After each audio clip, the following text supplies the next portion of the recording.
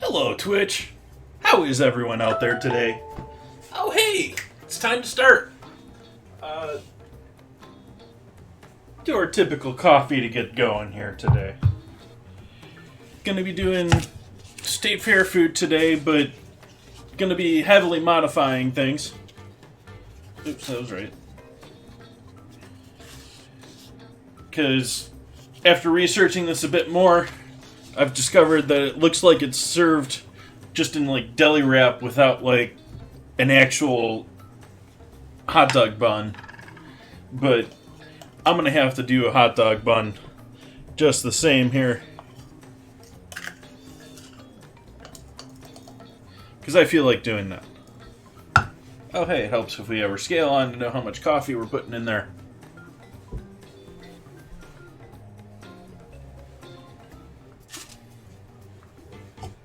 Not enough. Still not enough. There we go.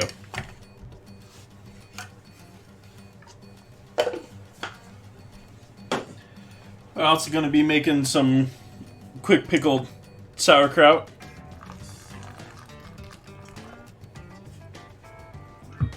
Going to be making fresh coleslaw.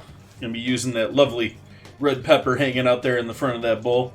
A little red onion. I got some serrano peppers that we can put with both the pickle dogs and the slaw. And then pickle dogs themselves, which, if you're not familiar with this state fair food, which is probably not one of the more publicly done ones, or well-known ones, whatever,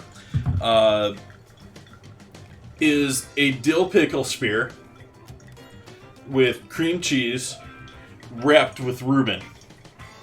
So, slices of Reuben meat, cream cheese spread, and then dill pickle, and then you roll it up. Eat it like an inside-out sort of sandwich. Only no bread, really. But I'm going to make bread. And coleslaw. And sauerkraut, which I'm going to put in there as well.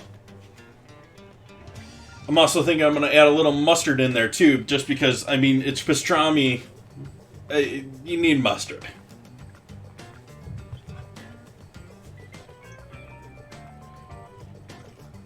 So that is the gist of tonight's stream.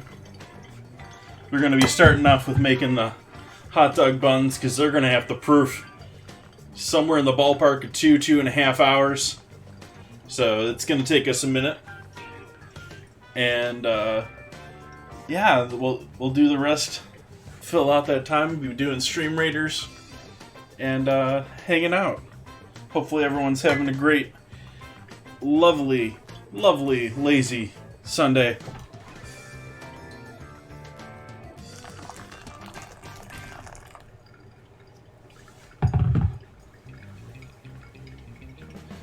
I have had a rather lazy Sunday. Trying to figure out plans and haven't done anything. Well, I've been thinking about them, but I haven't made any progress in really making a decision.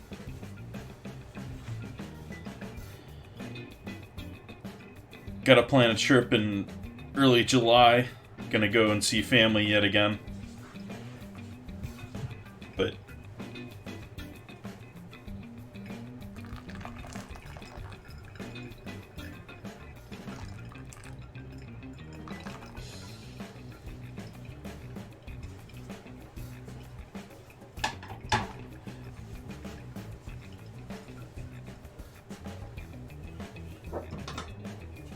let's see if we got enough here for our bread. We're gonna need a little hot water for our bread. There we go. Perfect.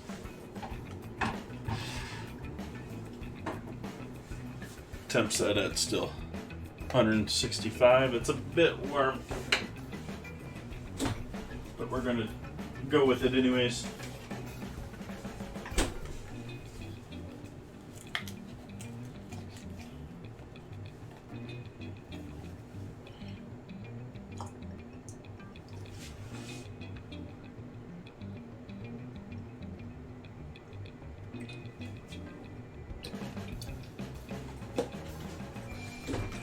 And we're going to get our yeast going here. Hopefully this...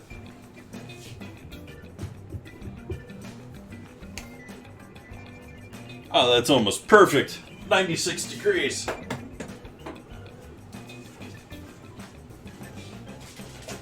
Might find my little thingy of yeast.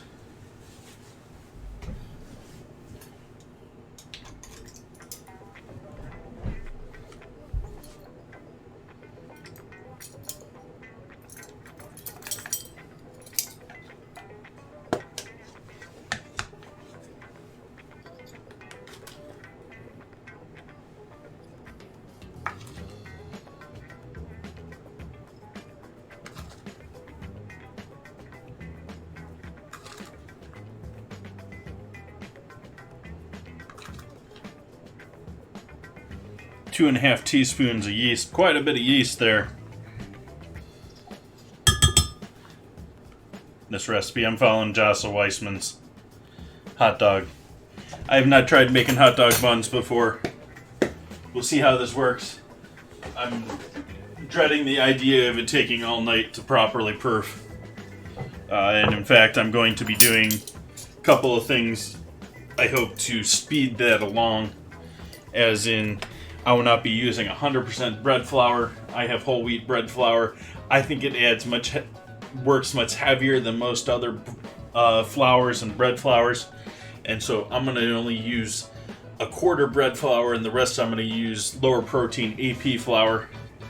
And then, well, that's basically it for what I'm doing for lightening it up.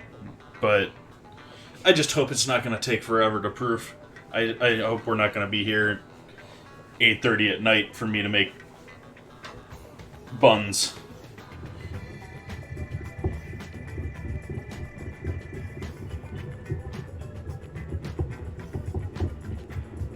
Make sure and get all that yeast at least moistened up. Doesn't have to be heavily shaken up. It'll do its own work. But you just need to get it started by getting it wet. You can see it's already starting to foam up around the sides there, so we know we got good yeast here. It's just a matter of how far it works, how fast it proofs.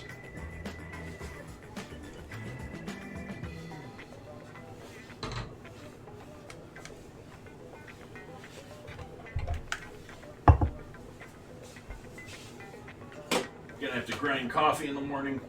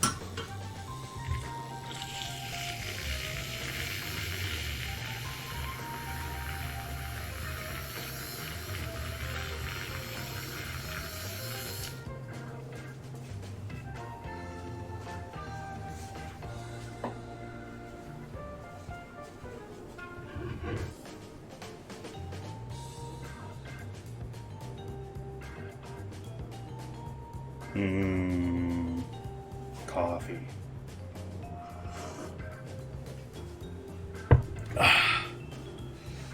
So while that's going, let's get going with the rest of our bread recipe here.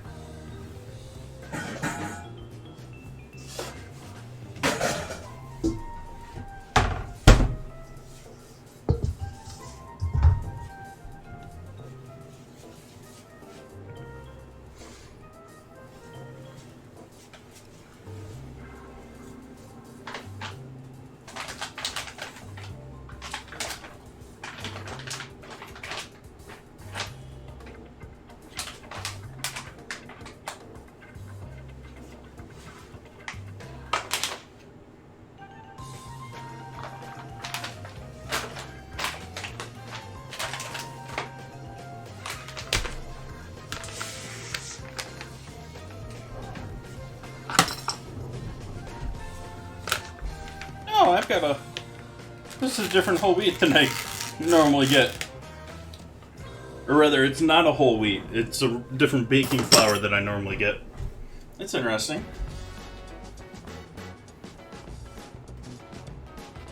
Do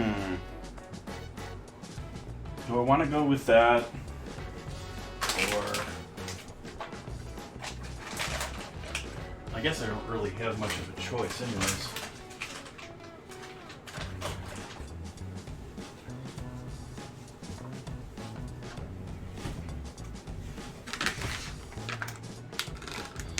Let's try doing straight recipe as it is listed too. Since we've got a non-whole wheat baking flour here, or bread flour here today.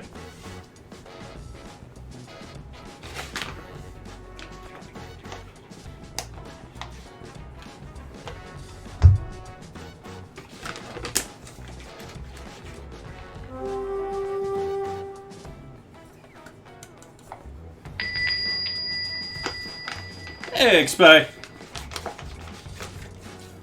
Yeah, this Stream Raiders battle is looking a little rough there. Might be a bit tough.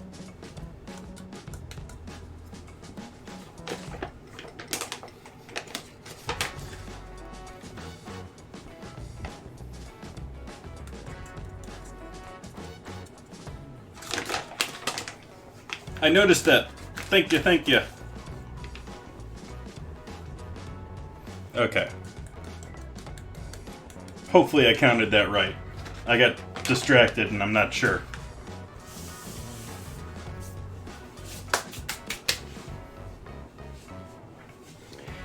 Not hot dog. Well, we're making hot dog buns, but I'm emulating and drastically changing a Minnesota State Fair food. The pickle dog, as it's sold in the Minnesota State Fair, is several pieces of pastrami laid out with a smear of cream cheese and a dill pickle smear, and then it's rolled. And it's served in like a deli paper. I'm adding a bun, I'm adding mustard, and I'm adding quick sauerkraut.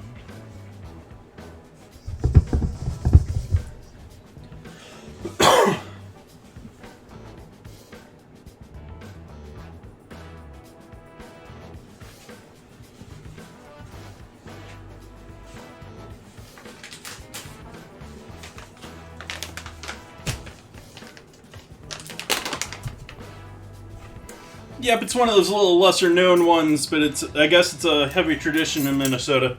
I have never had it. I thought it might be interesting to try.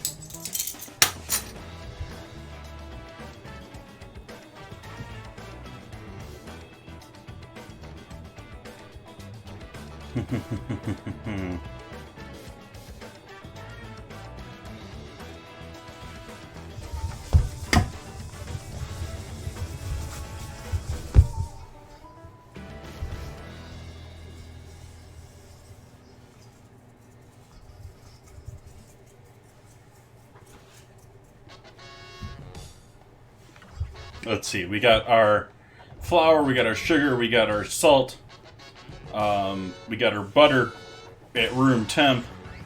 Our eggs will be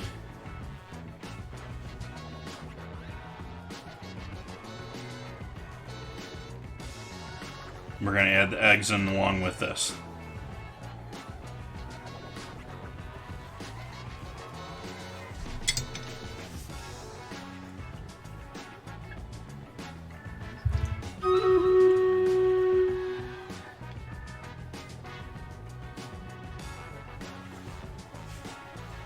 Alright. We ready to die heroically? Let's see how we do at this last chance battle here. Actually, I don't know if haste is really our good choice here. Why don't we try Killing Field?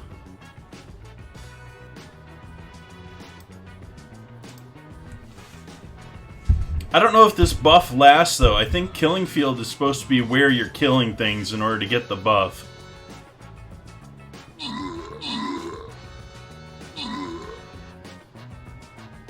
Yeah, this is gonna be tough. I don't think this is happening.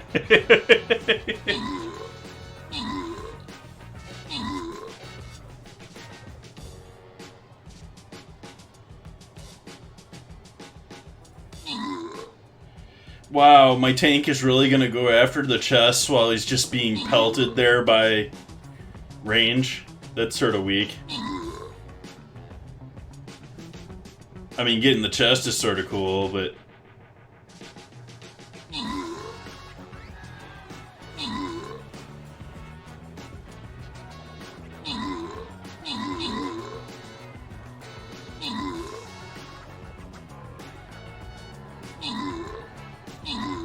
Wow, seriously? I'm surprised I've made it this long. I mean, I know I've got my tank almost to 30, but... Is he basically gonna solo this? I mean... This... Quite impressive. Is it gonna happen? The major thing we have to worry about here are if we have any, fake chests.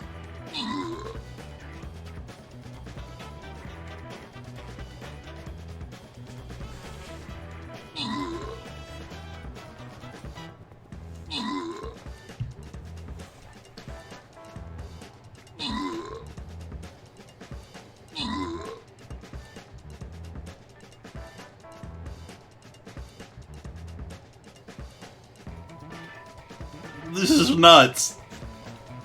How did he win this? How?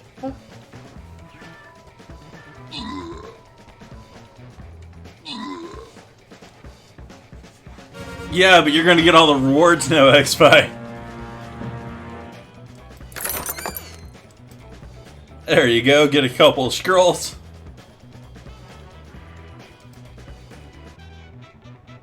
And we're gonna continue down here, get this green chest.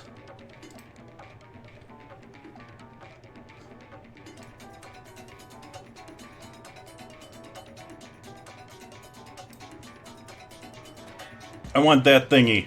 I want to go after that monster thingy. I don't know. Maybe the better choice was over here. Maybe. Who knows?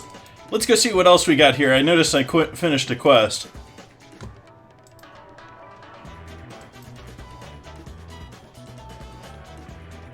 And that gave me an upgrade for my Orc Slayer.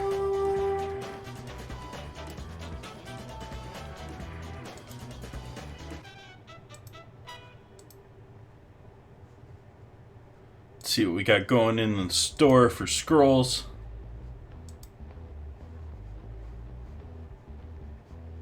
Flying Rogue. Nothing. And new one in 10 minutes, so we'll check that the next campaign. Okay, we need eggs in this. And you need to see what I'm pointing at. We need eggs in that.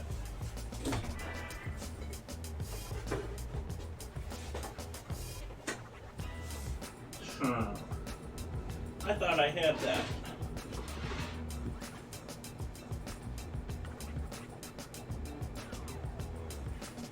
What did I do with those? There they are. I need an egg yolk. Just happen to have one left over here from the cake. So we'll take whichever one falls out here first.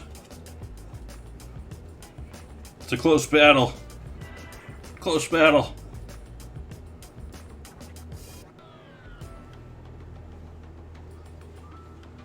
Oh well, we'll just ditch the other one.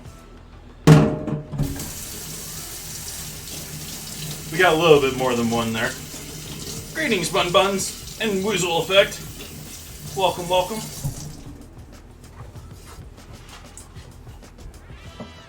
Hopefully everyone's having a lovely Sunday.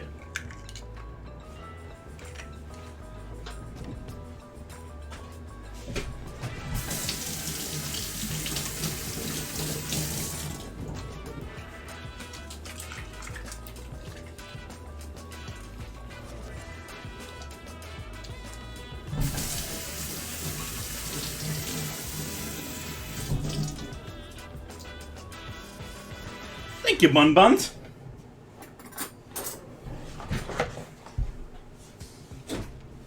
Still working on cake and stew anyways. Try and get those eggs mixed up a little bit here before we mix everything else in there.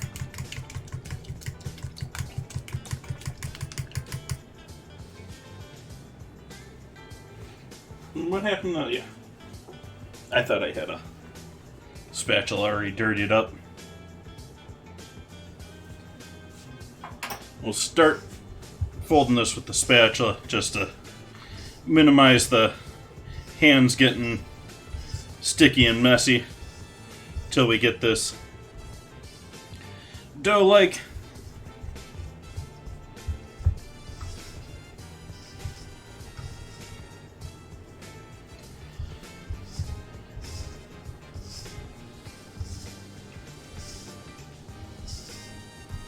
Now this is truly enriched dough. I mean, we got milk, we got butter, all sorts of goody fat in here.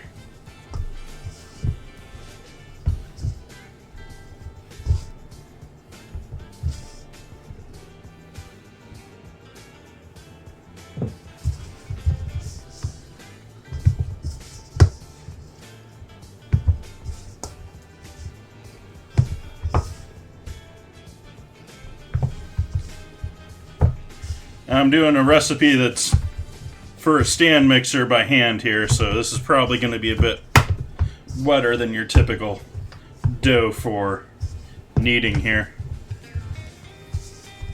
But we'll go with it anyways. And pick up all that flour off the sides of the bowl.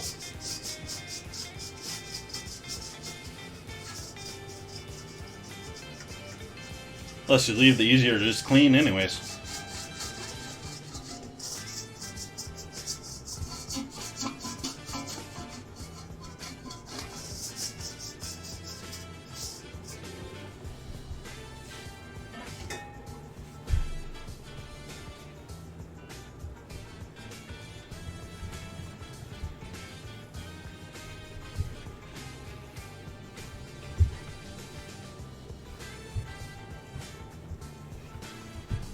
This isn't going to get less messy here. It will ball up a little bit better, but we are going to be adding butter into this, so we might have to start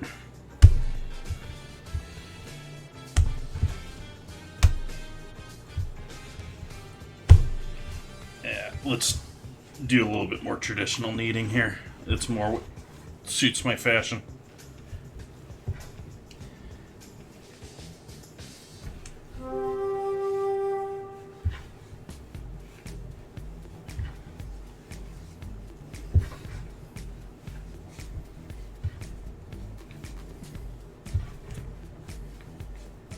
Wishing my coffee cup was not on this board right now.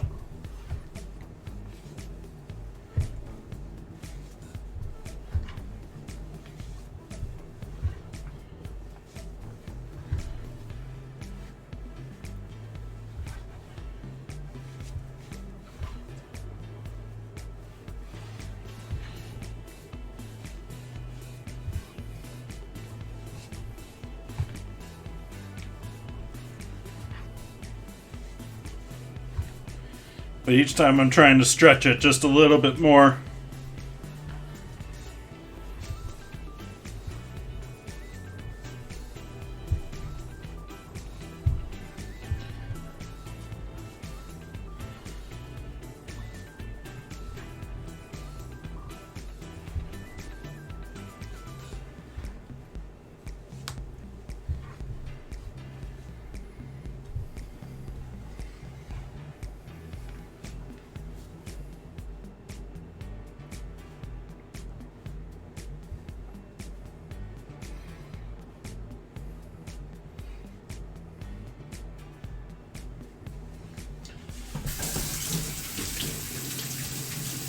What kind of coffee do I drink? That's a light roast. It's locally roasted from a small roasting company. But it's not... I've had all sorts of coffees over the years. And this is just sort of, to me, sort of generic, good organic coffee. There used to be a coffee company. I don't think they really knew what they were doing. Ultimately, I mean, as a business, that was out of Healdsburg, and I was buying stuff or I was trying out their stuff. I got pitched by them a couple of times to resell their coffee, and they were doing all sorts of very specific, like vineyard specific, like wine, but with coffee. All sorts of different coffees, and they were like teas. I mean, they were beautiful. They were gorgeous flavored coffees. And they had such beautiful, bright flavors that you would never expect. I mean, they were like teas. They had so many different flavors to them compared to just your typical coffee.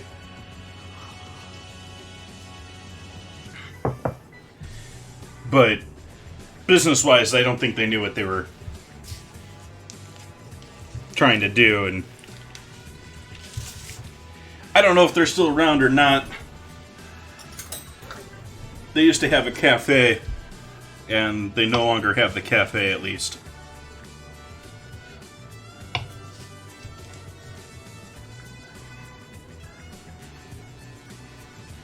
But as I said, this is not going to get easier to knead here. You can put the rest of this back in the fridge, though.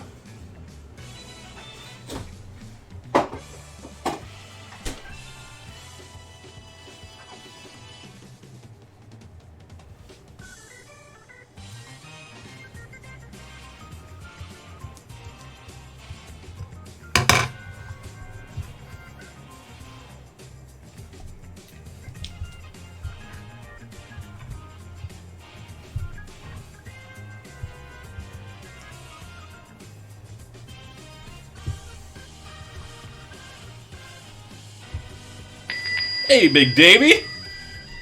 Been a minute, how you been?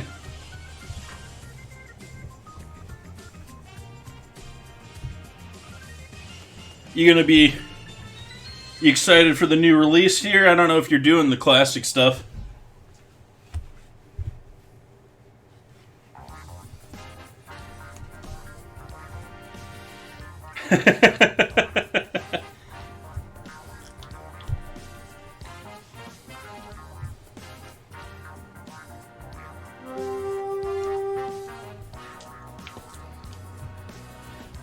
I was hoping I was going to get this without breaking through. It's broken through now, so now we're getting butter all over the place.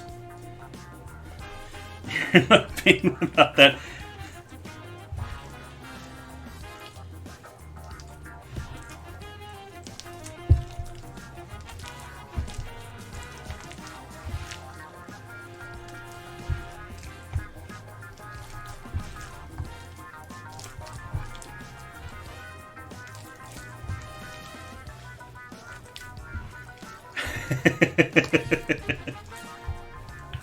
How you doing, Whistle?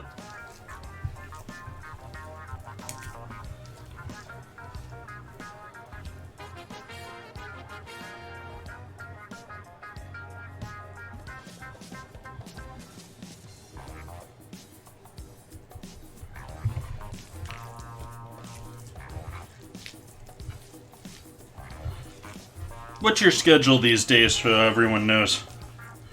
Weasel Effect does harmonica repair, but also does music playing.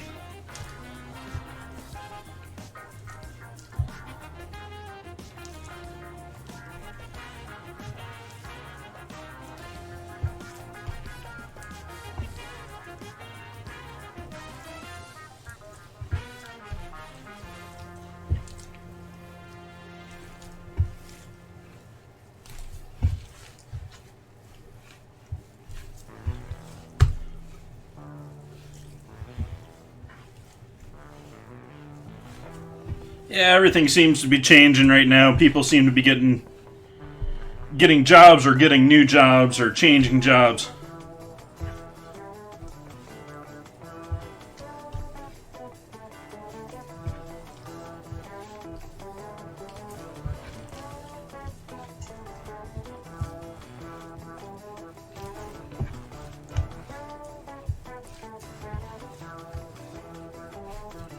Getting closer to a nice ball dough here.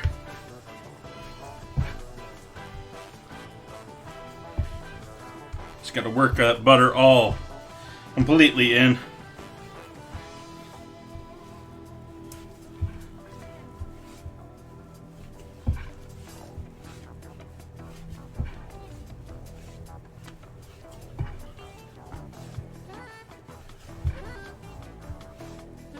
What am I making? I'm making hot dog buns. It's obviously a very wet, high hydration dough.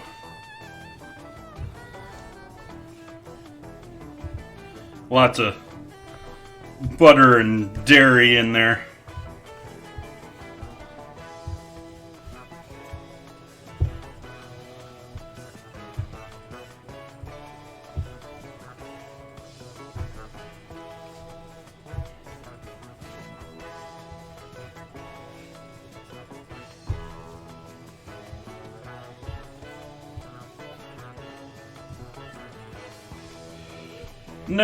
No Korean sweet meat around here.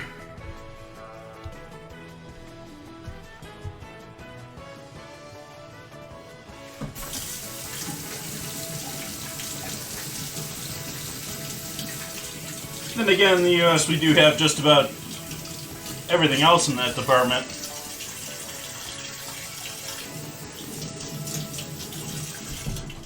I mean, we do rabbits, we do raccoons, we do muskrats.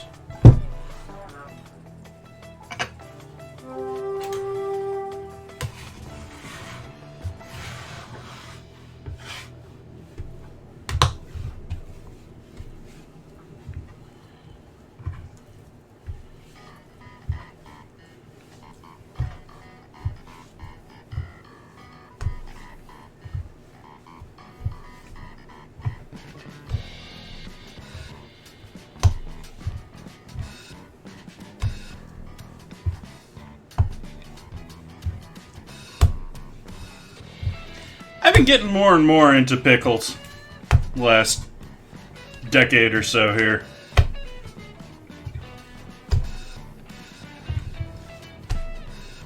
It probably has a little to do with how not fatty, but fatty, they are here in the farmers markets and all that.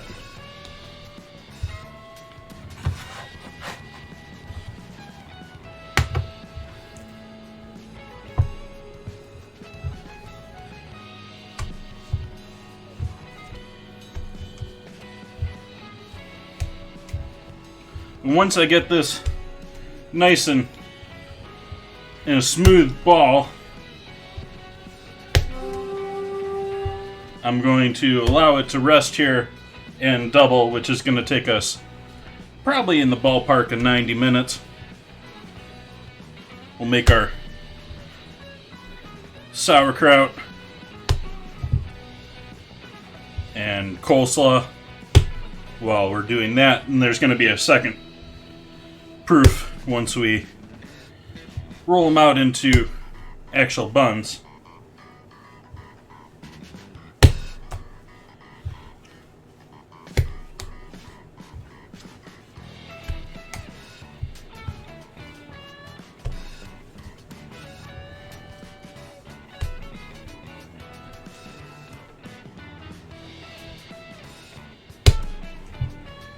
Yeah, they've been doing everything with vodkas, and that just royally confuses me. The whole idea, the original premise behind vodka is it doesn't taste like anything. It's supposed to be smooth as water. And then we got 101 flavored vodkas now.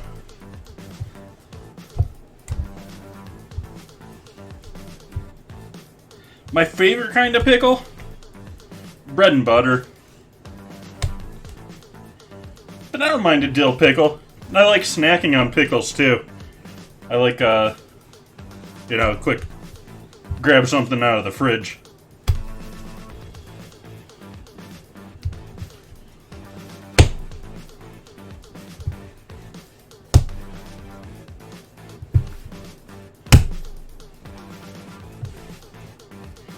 Start wishing I had a stand mixer right now. I've been procrastinating buying one, actually. I intended to buy one around the beginning of the year. In 2020, I think. And between inavailability of the one that I want, which I don't want a standard KitchenAid,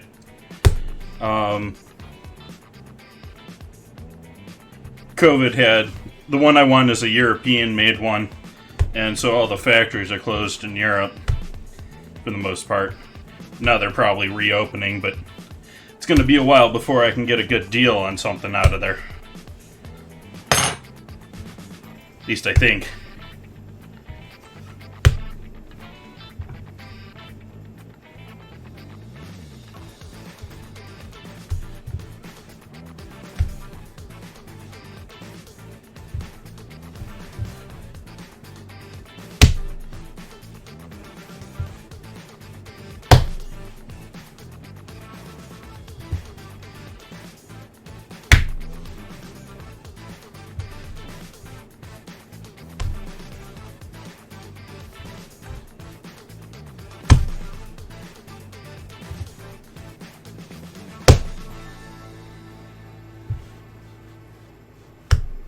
Yeah, gin really is what the original flavored vodka.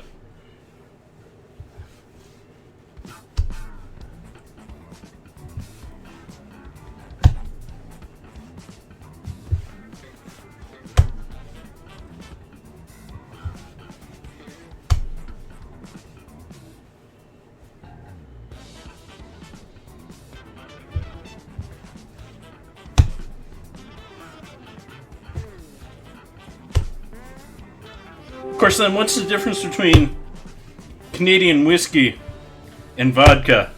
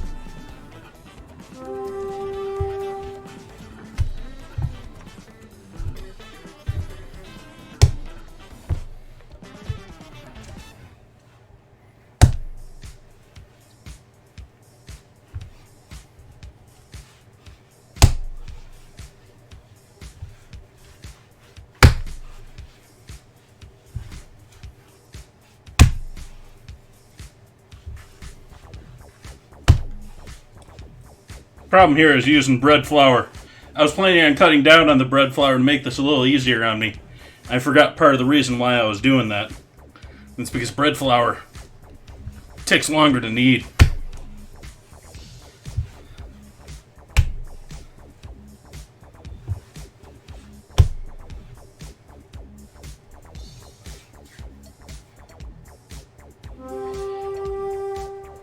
Yeah, and that is the definition. I was sort of kidding, because the definition that I hear from most people that enjoy whiskey, bourbon, Scotch, all that lovely stuff, is that the Canadian stuff is the stuff that doesn't really taste like much. It's just smooth.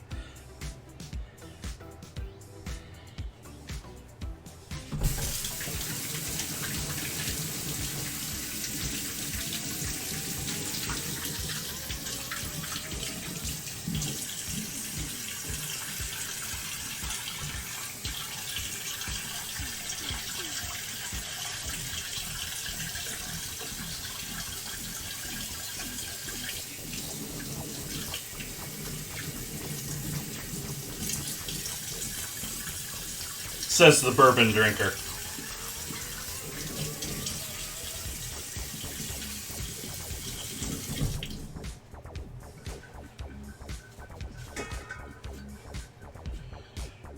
Oh, I don't know. I know it's considerably weaker than what you guys considered beer.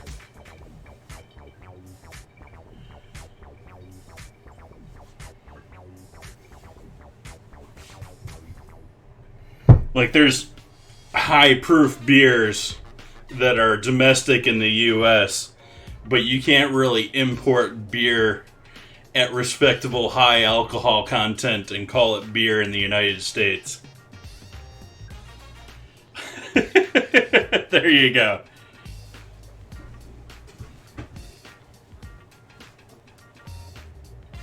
Coffee. Coffee, coffee, coffee.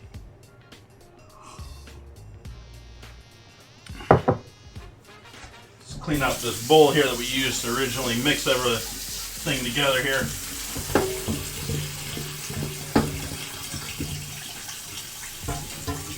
Because we need something to proof that in.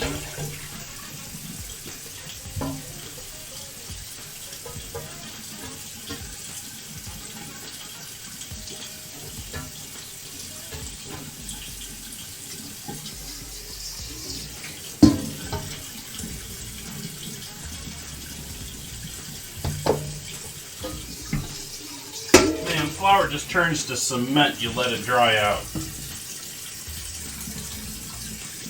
It has to be the hardest thing that I normally have to scrub out of things. I mean, there's harder things, but I mean on an average basis.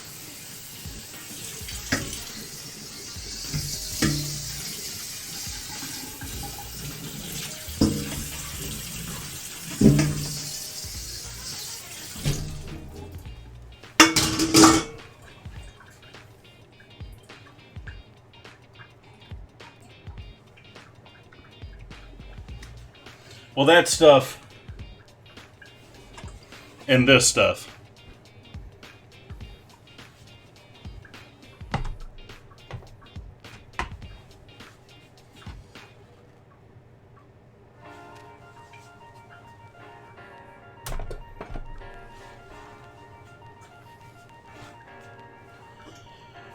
Gonna have to go ahead and dry that bowl out. And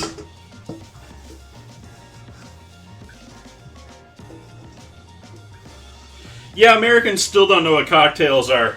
I mean, we're just sort of, if you look at the history of alcohol in the U.S. and Prohibition,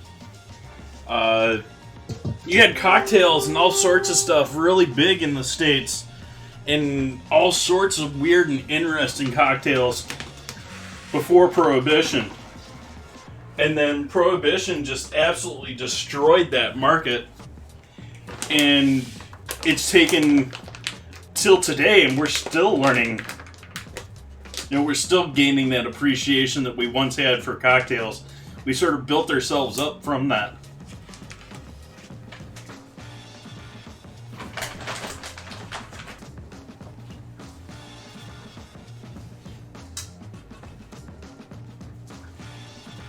I love a 7-7.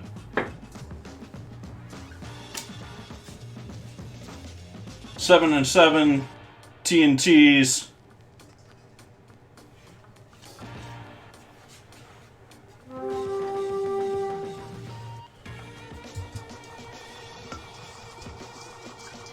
But I got a lot of appreciation for the fruity stuff too. I love.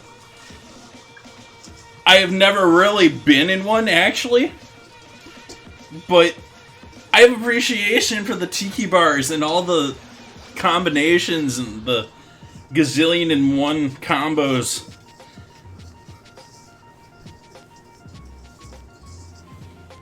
So that's rubbed up with a little sunflower oil.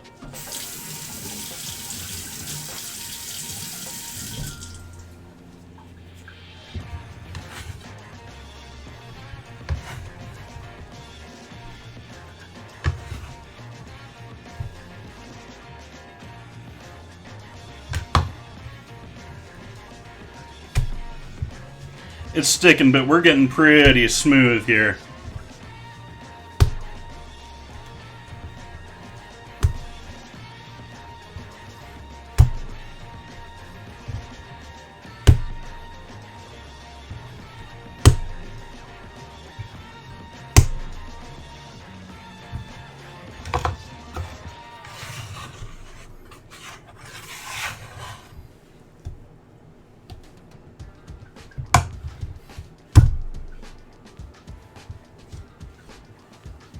So we're going to let that proof like that.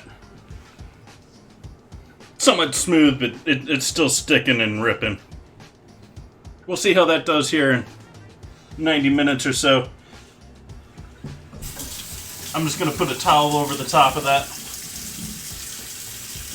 And hey, that only took me 45 minutes to make that dough.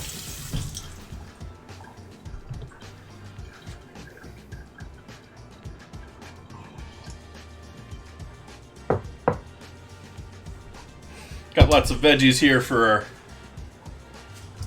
coleslaw and our sauerkraut. Keep forgetting the sauerkraut part. We're going to have to do the sauerkraut part first here. We got a battle here first before we get into our next project.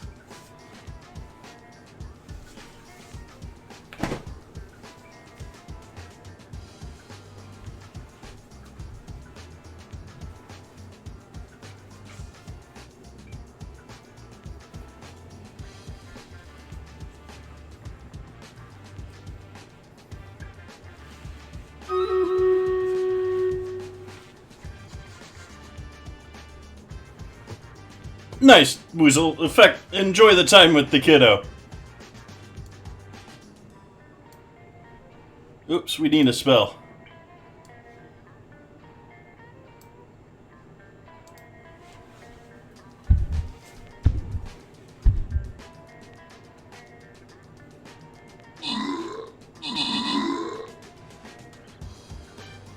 Oh wow, that took my guy right out.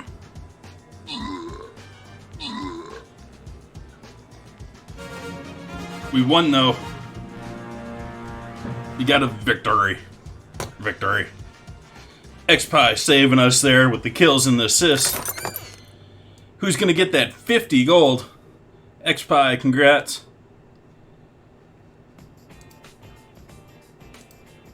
Now for the loyalty token chest. Oh, wow, we had a good gold battle before this loyalty chest, too. I'm going to put my tank right here, and I'm going to X out most of this area. If you got something that's good for like a bomber or something that's going after an individual target, please feel free to ignore those blocked out sections. But just in general, want to consolidate everything down there at the bottom there so that we can hit everything together, because I have no idea where things are going to pop up. See this in 30 minutes.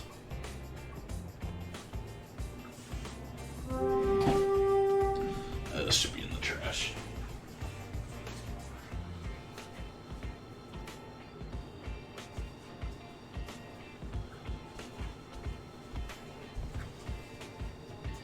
So let's start with our quick slaw, or quick kraut. Gonna have to do a little cleanup on the board here first. I think I need to sanitize the board here too.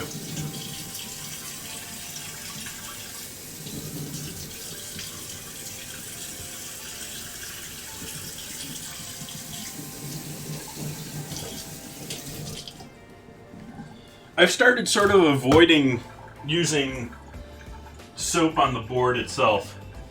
Like, I can scrape it clean for the most part. And then we can use alcohol to get the rest.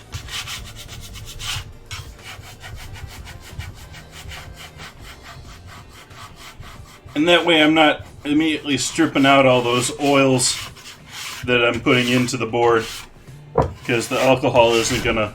It'll loosen them, but it won't remove them the way that the soap will.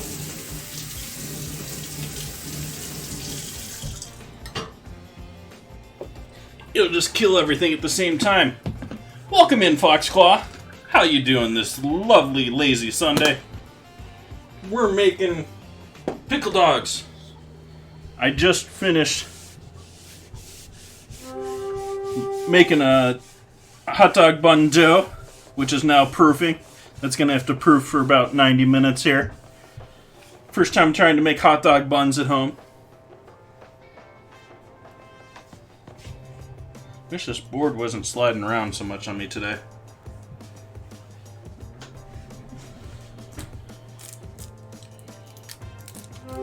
And now we're going to get started with getting ready for making some quick kraut, or quick pickled kraut, which is not really the same thing, but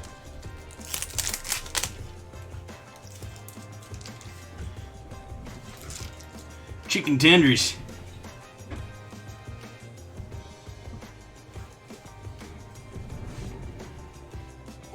Welcome in, Huberman.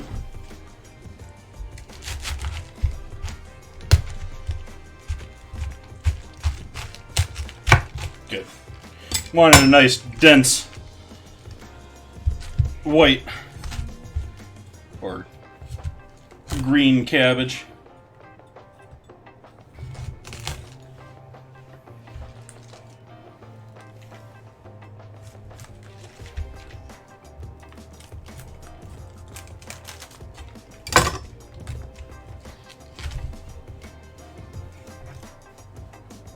$1:22 in the morning. That's like really early.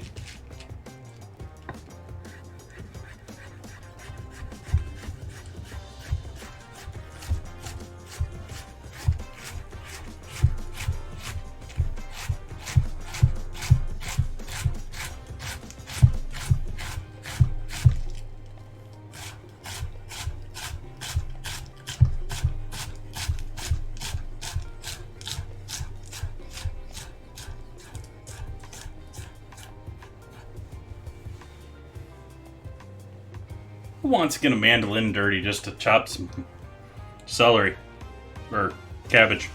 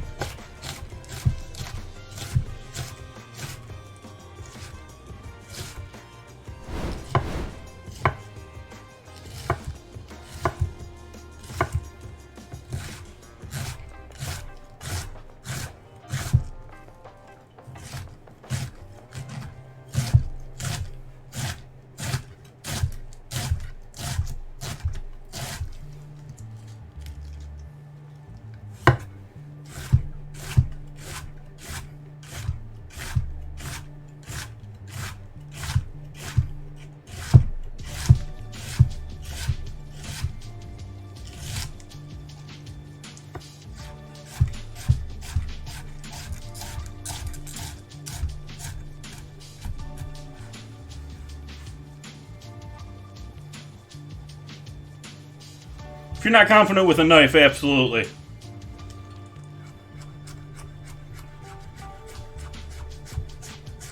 Absolutely, Huberman. You went to bed after 6:30? Yeah, like I said, I used to be that way when I was younger. If I got hooked by a game, I might still be. It'd have to take... It'd really have to hook me, though. I occasionally get hooked and stay up late for things. I wake up early for Formula 1. I woke up early for that rather interesting race today in Monaco.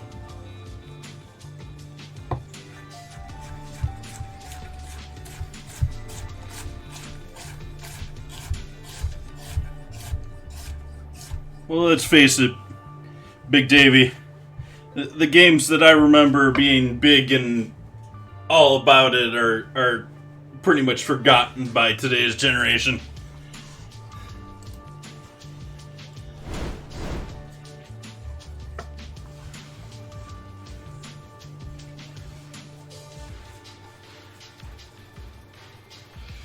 Where is my last... Am I using both of those right now for something? This isn't a horrible choice. Let's go with this.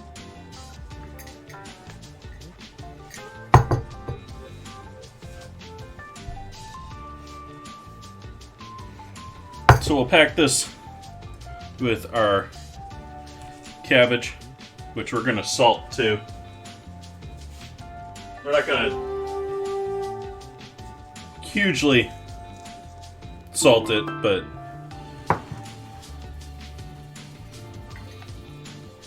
yeah, actually playing like those old games on the Apple IIe or first computer in my household, but well, there was Commodores, but first computer in my household was a 2GS. The computer that couldn't count.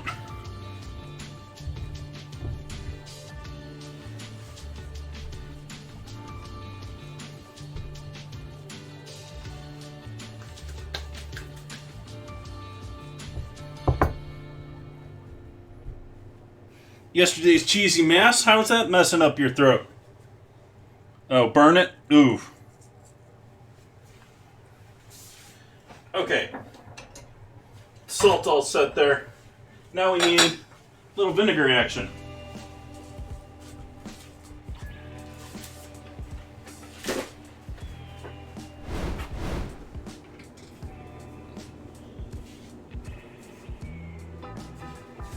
Let's rinse out the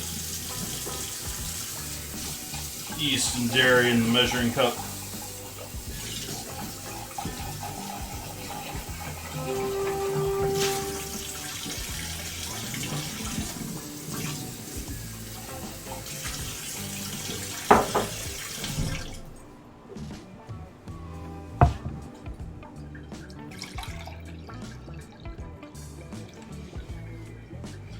One cup of the cheap white stuff.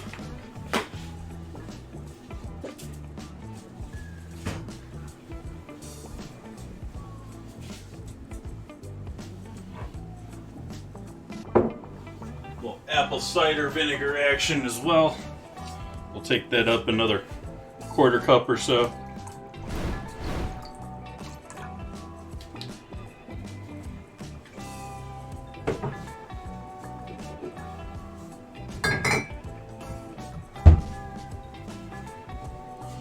And water up to 2 cups.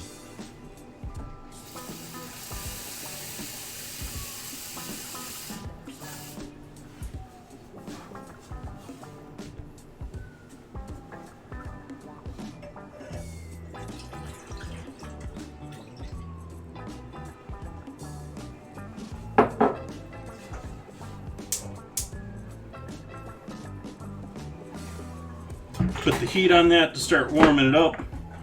Gonna add some coriander and some caraway.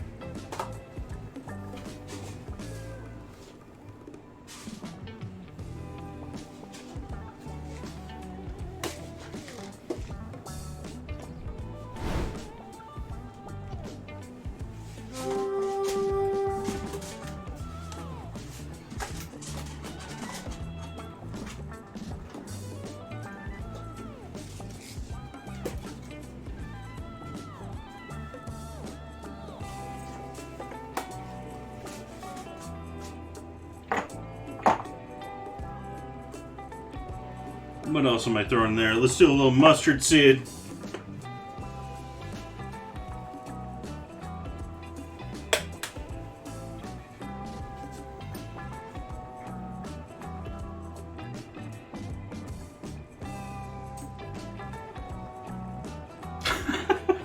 Uber.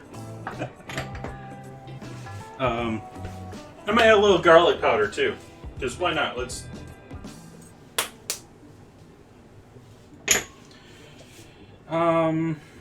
Couple of black peppercorns.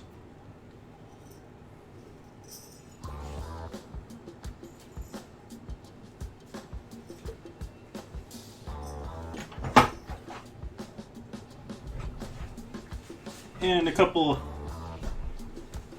bay leaves.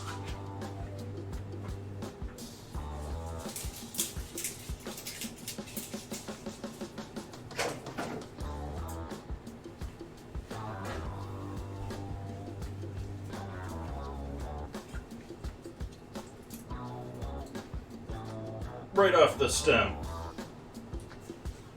Dried in-house.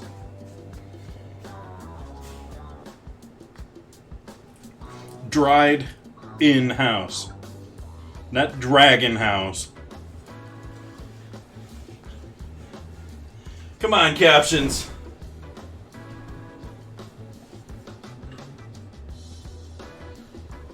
You can do it, captions. You can do it.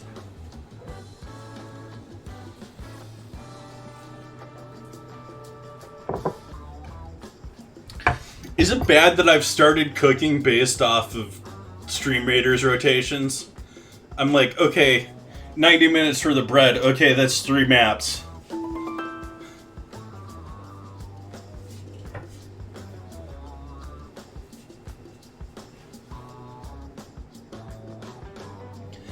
I'm heating it up with the spices in there. You can sort of choose your own opinion, whether you want to add the spices in here and pour the hot liquid over that. I sort of want to infuse the liquid because the spices are going to end up sitting on the top. So,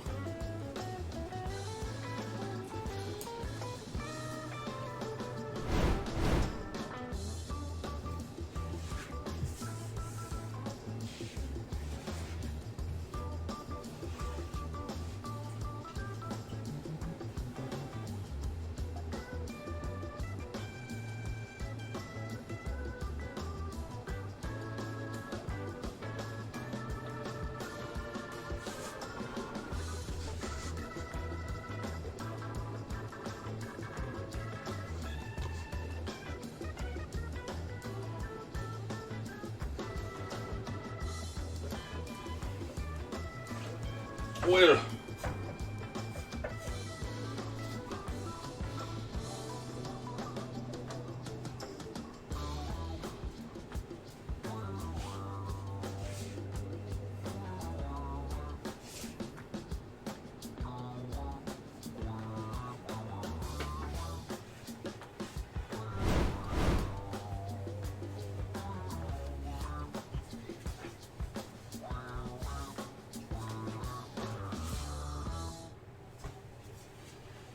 put my canning funnel there just to make things a little bit easier. It's just slightly wider than the container.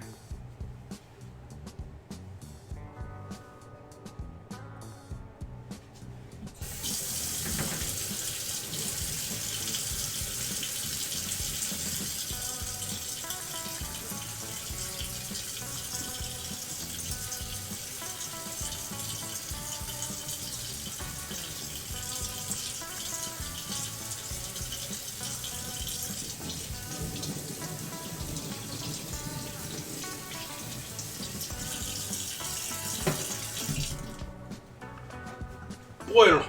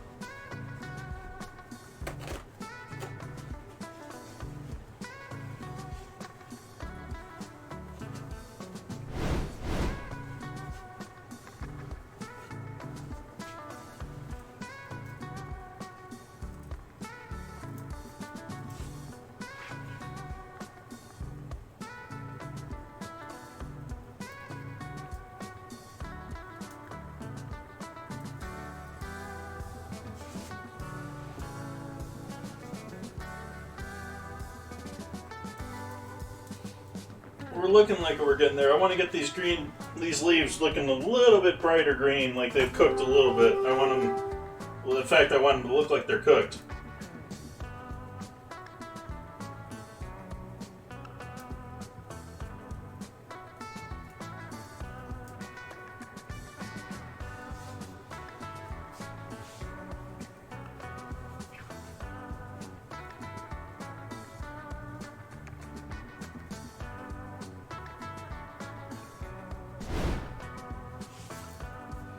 Okay, we'll call that good. There's our final pickling liquid. Just pour that over the top of all this deliciousness.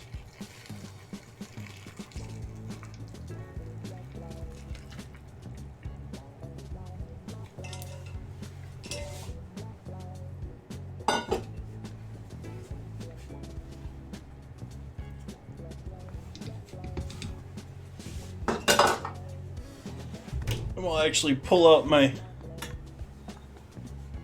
tin cane, now defunct, rum company.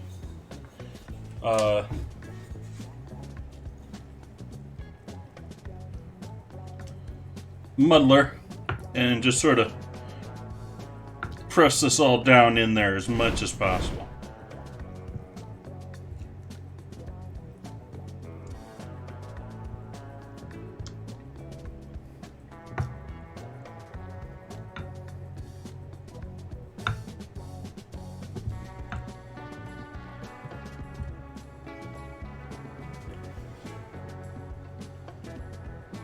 This is actually a sort of interesting rum when it came out.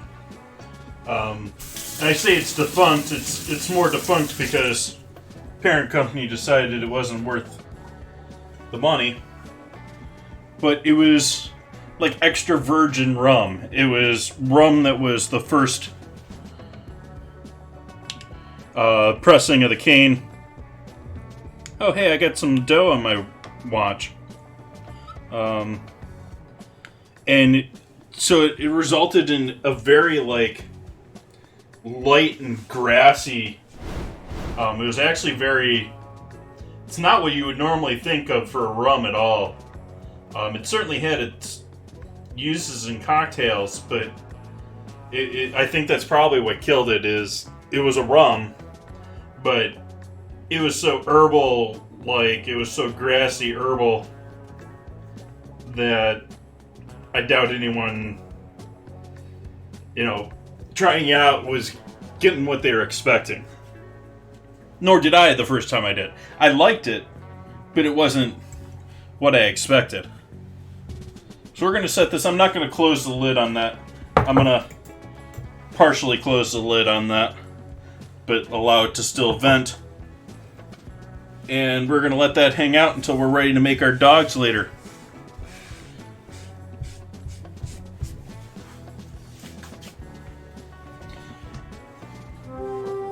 Let's take a look at our dough here, see if that has risen quite a bit there. That's maybe a 1.5 original size there. But we're gonna wait and let that proof. We're just getting started with that proof.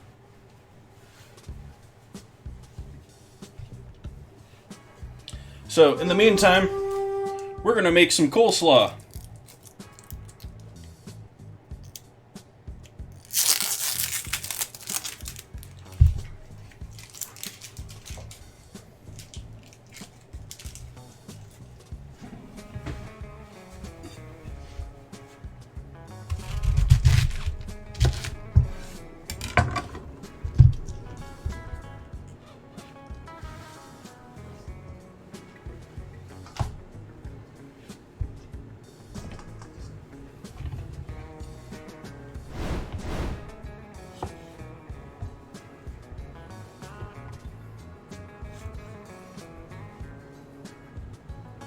Oh, you don't put serranos in your coleslaw?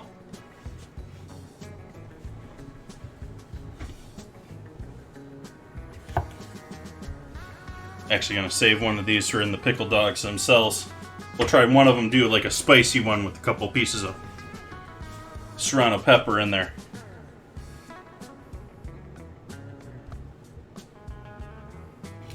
I'm actually sort of surprised that this idea hasn't been, like, more widely. I mean, it's sort of like an inside-out sandwich, but it's easily portable. It can be messy ingredients, but not served in a messy way. Like, you could fill this full of cheese, you could fill it full of all sorts of things wrapped up in deli meats.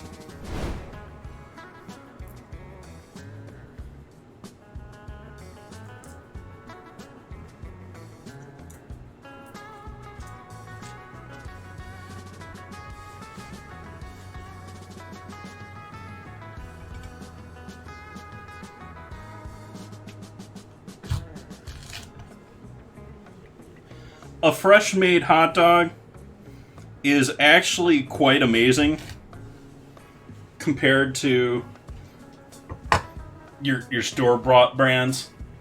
It's sort of like if you ever compared homebrewed beer or some of these other things that are just radically different when they're fresh.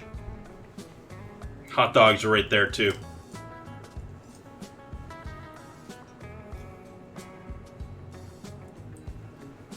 And I would most certainly be trying to make those on stream if I had a nice grinder.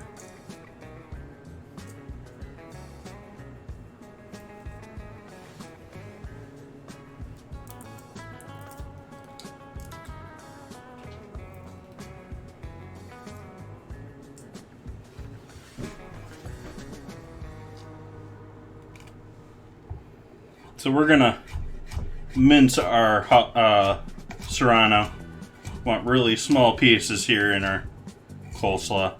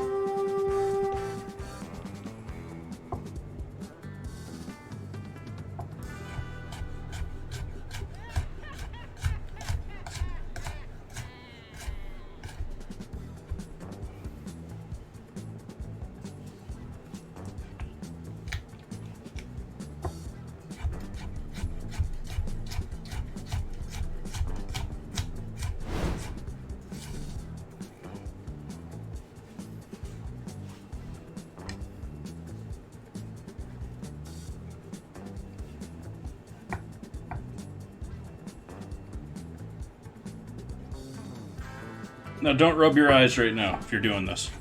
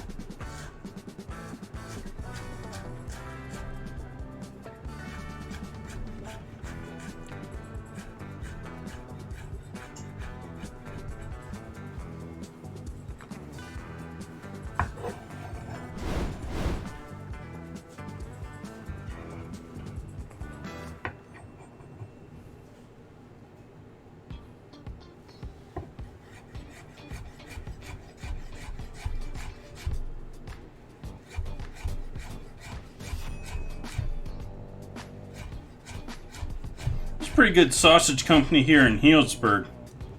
They have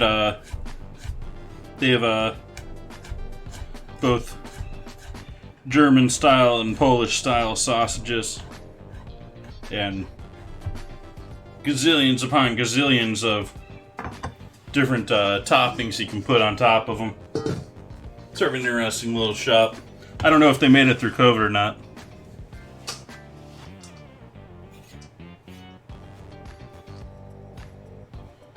I would guess that they had been around long enough that they were either on their last legs or they were making money. No real in between at that age.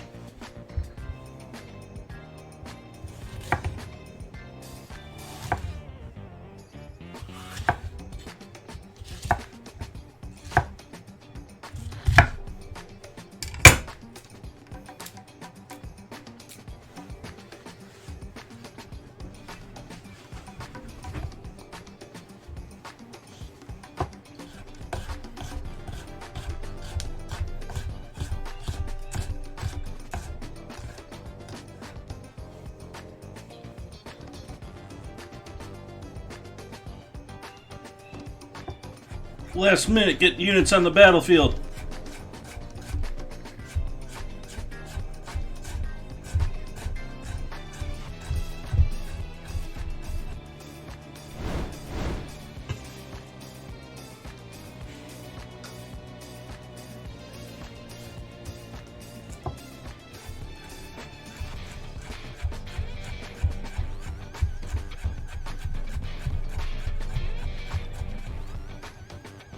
Should have looked at these green onions a little better when I grabbed them.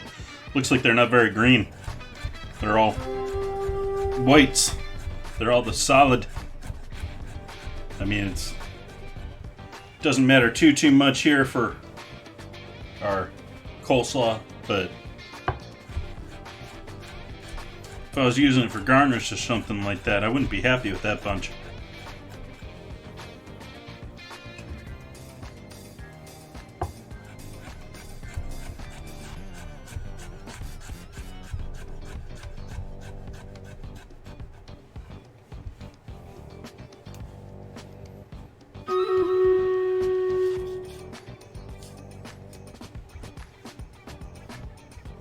Battle.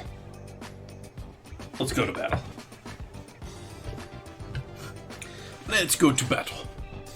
See how we do in this. Rather impressive showing from everyone. Thank you for joining in for this battle. Got 20 allies out there against almost 50. There we go. We went over those first couple, get a whole bunch of helpers.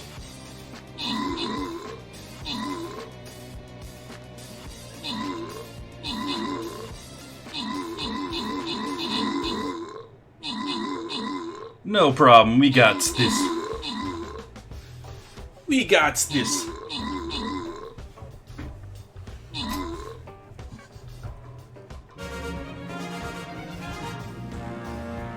Victory. X-Pie with the kills and the assists. Who's getting the gold? Ultra Lord. Congrats. Ooh, I get gold too.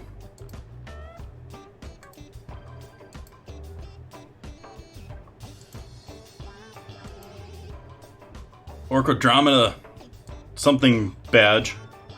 Cosmic Flying Rogue skin.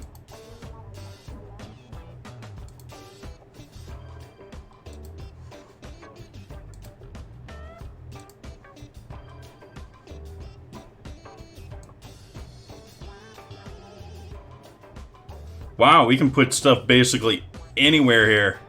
So I'm putting my tank right here next to the stuff he wants to... Oh, wait a minute. No, that's right.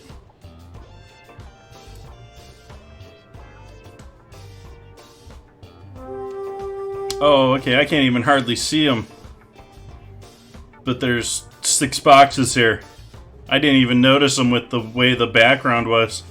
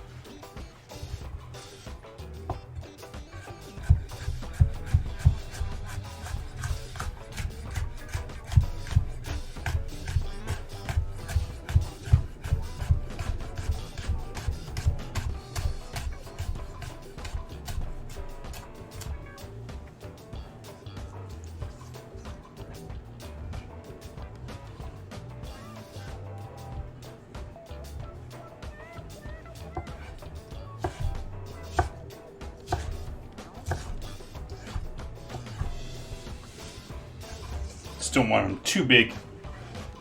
So cut them down about ½ inch or so from.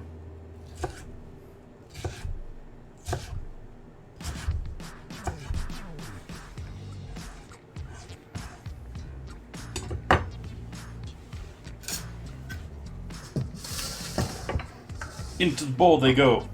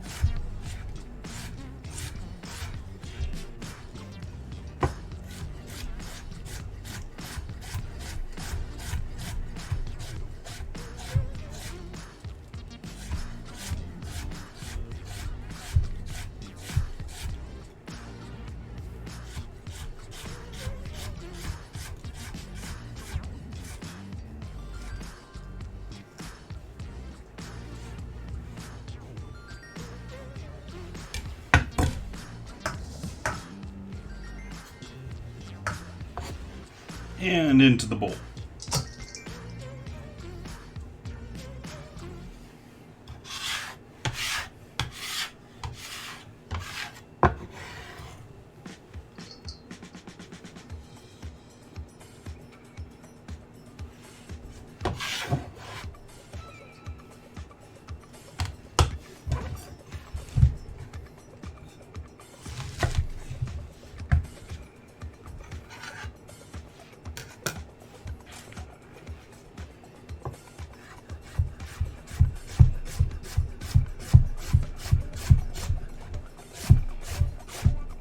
I'm cutting this from the wrong direction here.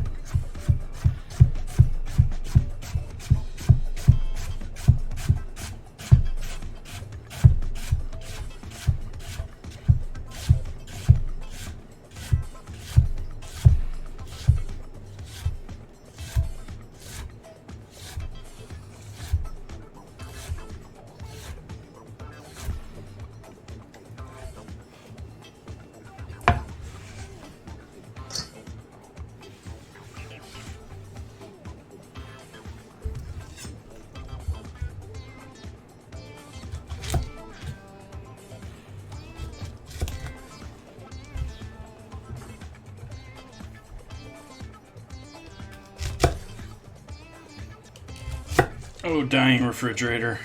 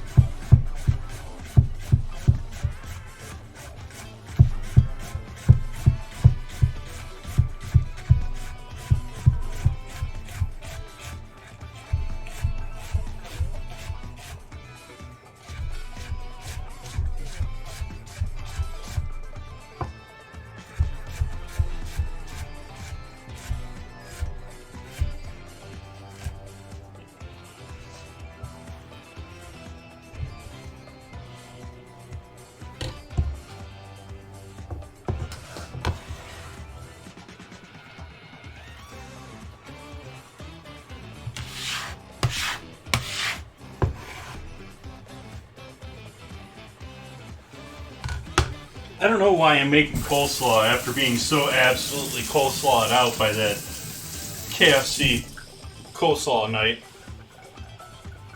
But here we are, making a giant bowl of coleslaw.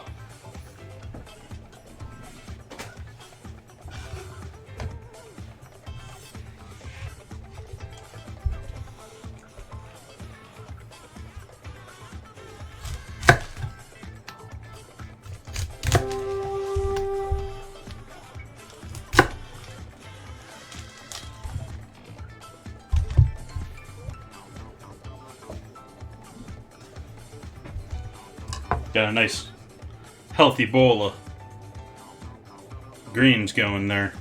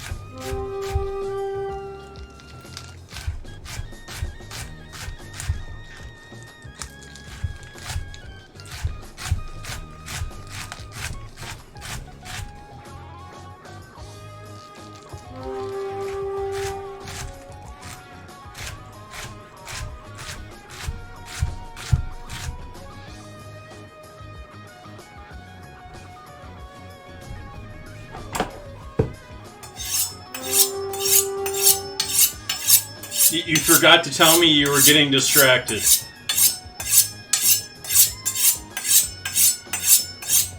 But welcome back. Welcome back. Usually you don't notice when you're being distracted. So how are you going to tell me?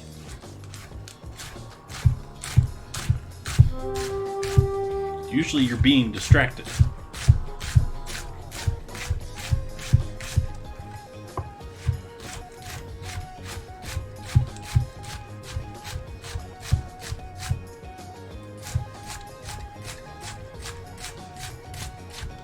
Tell me about it. I feel like I have a quarter of the attention span that I had when I was a kid.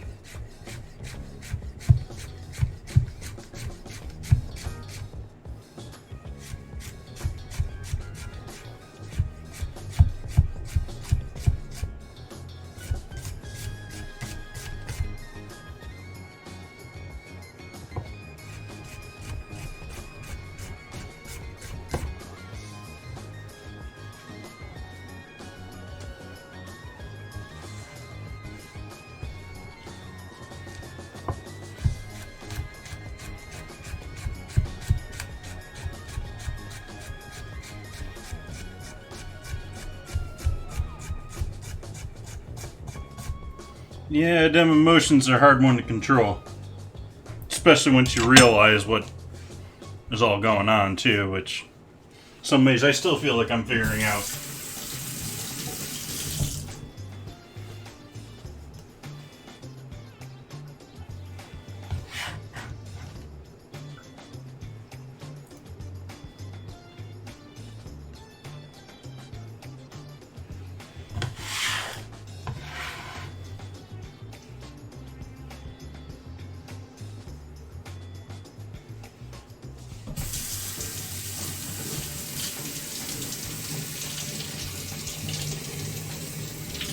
Glad you're okay. If you're having problems with that, that's something you need to more handle with a professional than with me.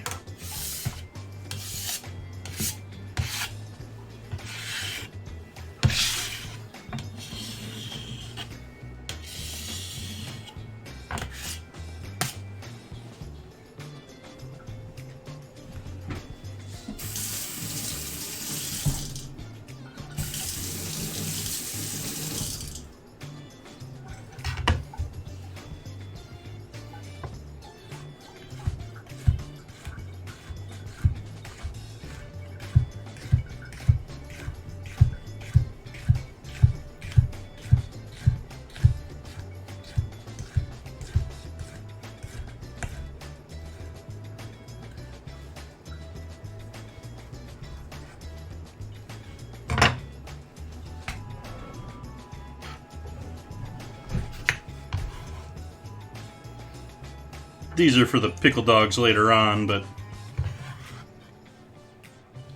I figured I'd get it chopped and out of the way.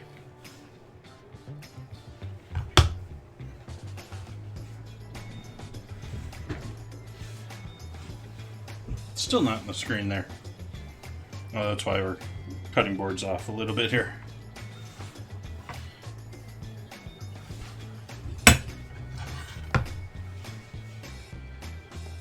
Coffee break.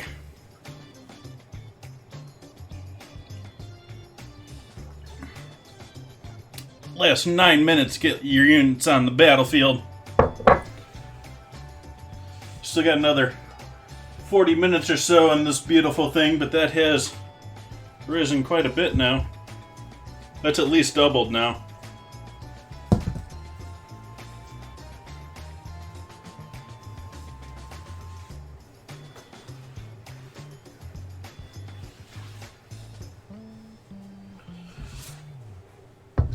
We need carrots and red onion with this. And salt.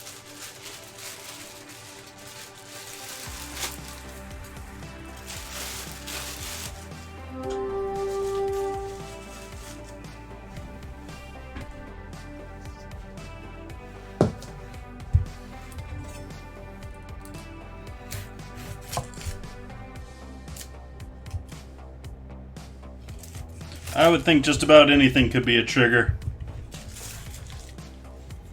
Smells, sounds, songs, visuals, even things that remind you of visuals.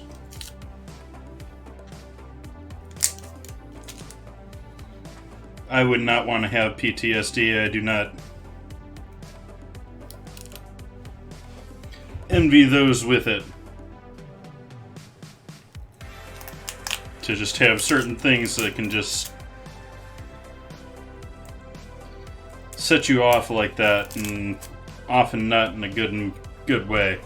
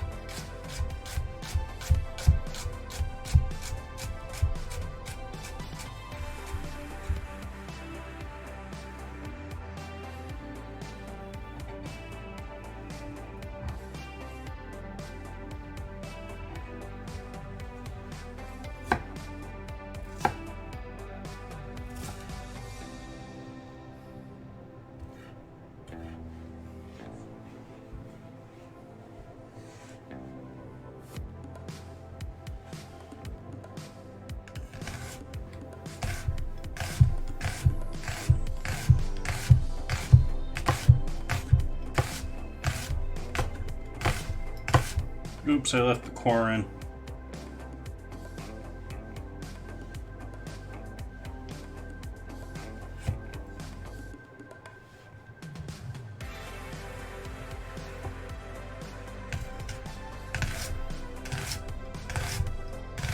Threw it before I realized I was cutting it.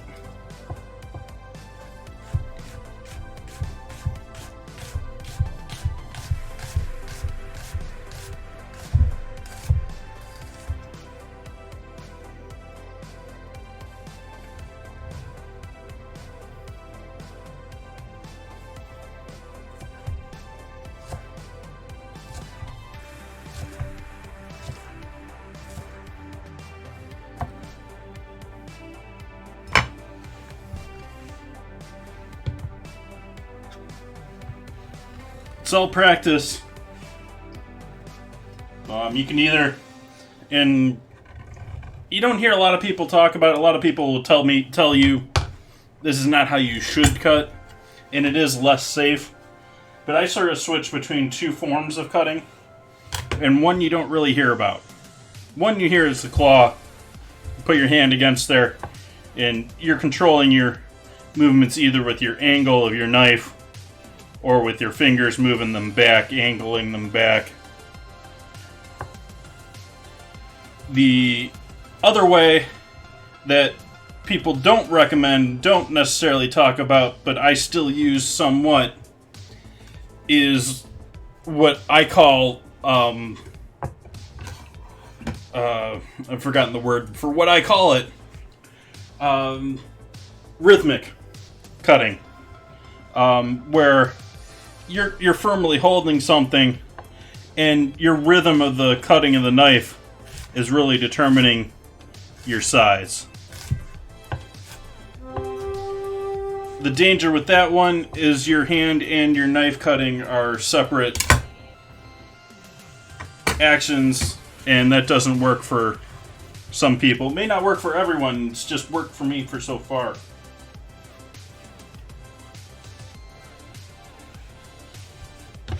But any culinary instructor is going to be like, no, that's inaccurate. You're not going to get accurate cutting with that. Which, true, initially you won't. But just like cutting the other way, you get used to rhythms, you get set in rhythms. You can be accurate with the rhythm.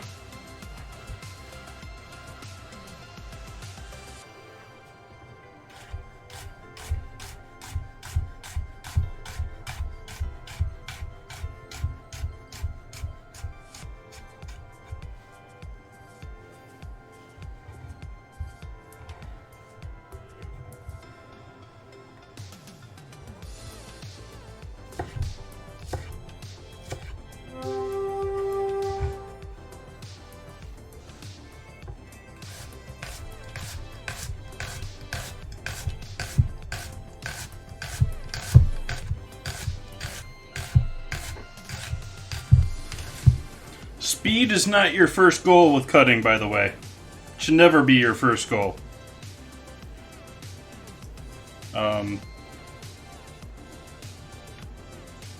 Your first goal should be accuracy.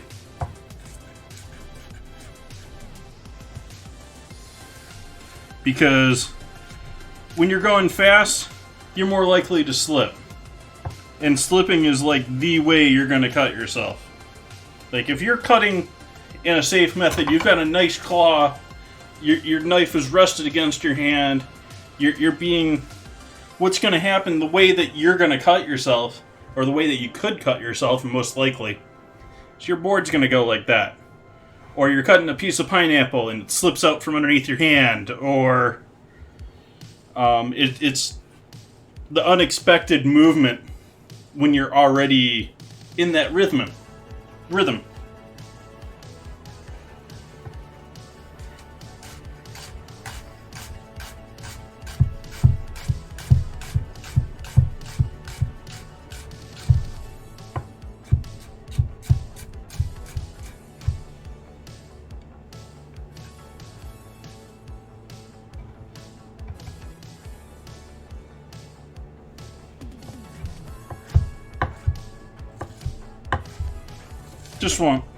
Don't want huge pieces of onion here. I'm not being too accurate with how wide I'm cutting them. I've more made sure that they're all nice and thin to begin with.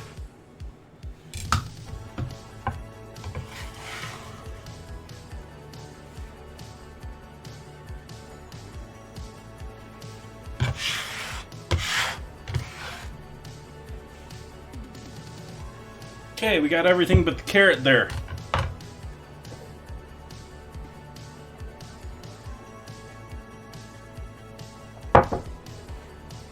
Last minute here before Stream Raiders. Gonna go ahead and salt this up nice and heavily.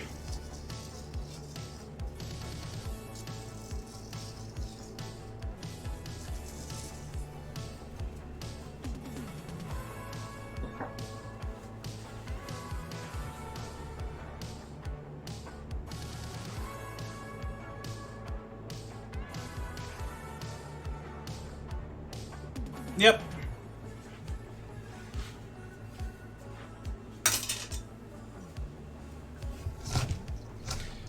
And what's going to happen here with the salt, just like it does with many things, salt's going to pull some of that moisture out of the veggies.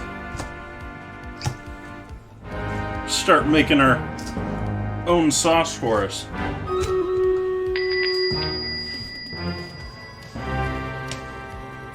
Welcome! Hello, Raiders! Hello, I'm Jason. Thank you for that raid, Eaterin. Hello, everyone. We're having fun doing pickle dogs tonight. Working on some coleslaw here. Welcome in Kitchen Confidence. Thank you for all the great follows we've got here. We've gotten follows from Wife Confidence, Porterhawk, Queen Goddess, CC Davenport. Thank you all for joining in. Oh, and I realized it's Kitchen Confidence who rated me and not Eaterin. But thank you for that too. What were we cooking today, Kitchen Confidence?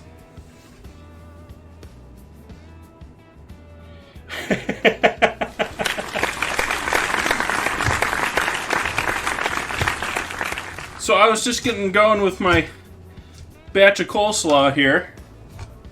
I was just salting that up so that starts to release a little moisture. We got some serranos cut up for later on.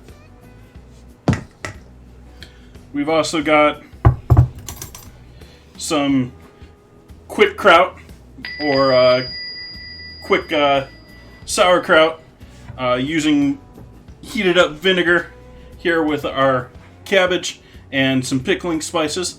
Welcome in, Cat's Kitchen. Glad to see you. Hey, Kip. Glad to have everyone in here. Welcome in, everyone.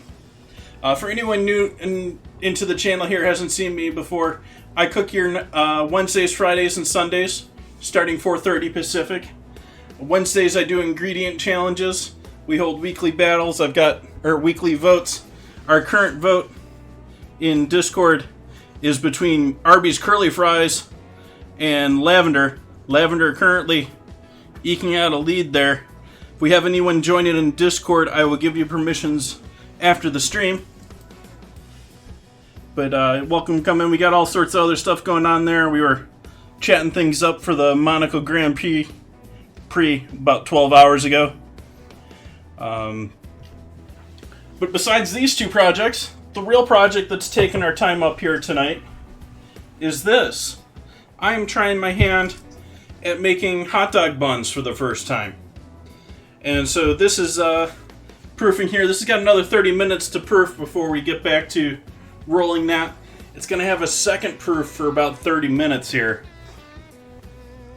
So we're actually going to have a little bit of hangout time tonight.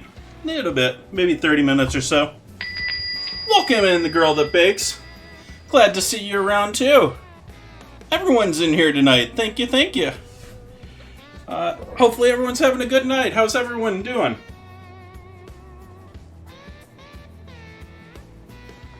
Anyways, I described Wednesdays. Wednesdays we have ingredient challenges. Have to cook dinner and dessert using that ingredient. So Wednesday I'm either using Lavender or Wendy's curly fries for both dinner and dessert. And then Friday and Sunday, I do fun things. I do what catches my eye. Mostly just cooking dinner for myself. I started off streaming almost 2 years ago. Doing dinners before COVID, doing dinners based off of the farmers markets. There's 3 farmers markets, big markets here in Sonoma County. I live in Sonoma County, California. And would go to the markets in the morning, see what caught my eye, saw what was interesting, and then come make dinner. It's since evolved into, we've started doing the ingredient challenges, started doing that about a year ago, and I do a lot of national holidays, but that's more laziness in my own planning. But yeah, I previous to streaming, I used to work out of the farmers markets here in Sonoma County. I had a mobile kitchen, still have the mobile kitchen, but not using it commercially anymore. And I was making products directly off of the farmers. It was great fun, a lot of interesting stuff. The expenses of running it in a small operation, I could double or triple the operation and probably make it work. I wanted to keep it small. I wanted it just me and a couple of people, and it just wasn't feasible to do it that way. But just before everyone came in here, or just as everyone was coming in here, we had our Stream Raiders battle pop up ready here. So let's run our battle.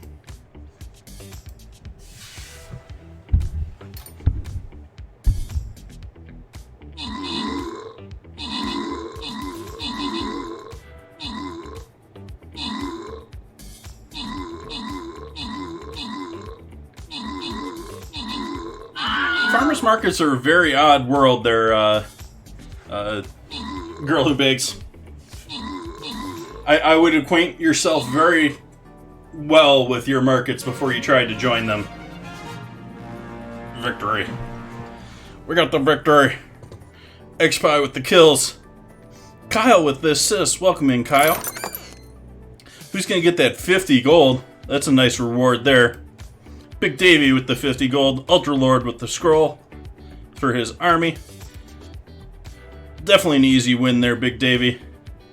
I get some goodies too. I get a little gold too. But now we're on to our boss level here. Which one do we do here, folks? What do we... it's just an unknown, so we don't know the level on that one. What we got up here, a loyalty boss chest. Let's try the loyalty boss chest.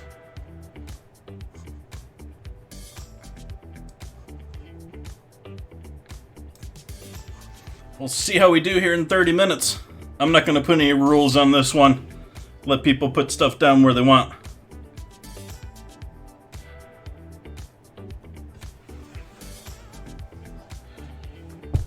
Okay, so we got to cut up some carrots for this still. Carrot's going to be the last bit of this. Enjoy your lurk, Porter. So we're going to get that leftover beef stew out of the fridge here and out of the way.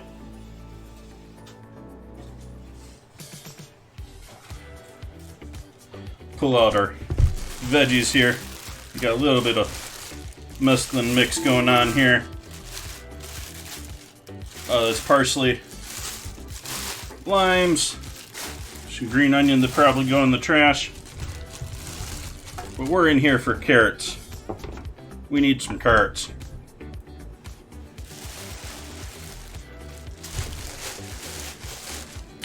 These are all looking a little sad. It's actually Friday. I'll pick up more veggies.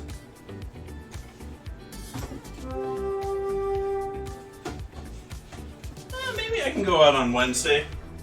I guess it depends on lavender wins or not. I actually haven't even... I don't know if I can even get lavender. Where am I going to get lavender right now? I mean, it's just coming into season. It's probably available. But I didn't see it at the market today. I'm going to have to look for that. Careful. Because it looks like it's going to win.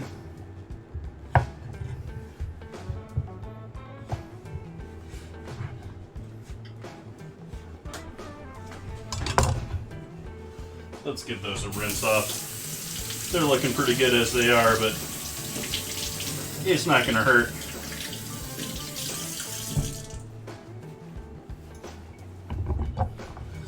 Well, it's against the rules to be in here hungry, so that's probably a good idea, Kitchen Confidence. And I understand how it is after a stream. You're breaking down turning off the lights, you're dealing with cameras, putting the lens caps back on, and yada yada yada. No worries, no worries. Oh, I certainly can grow it, but I'm not going to grow it by Wednesday.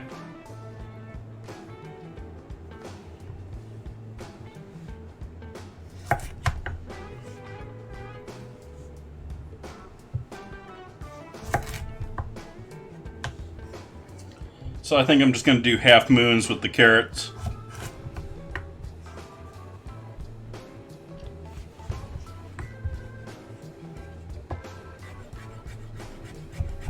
And then, since we're doing coleslaw,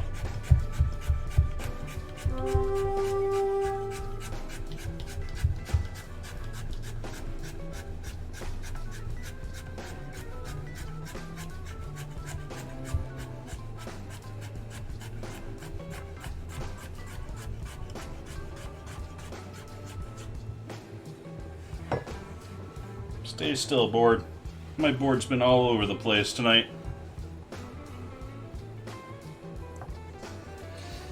No, it's not specific on type of lavender. There are thousands of varieties of lavender, but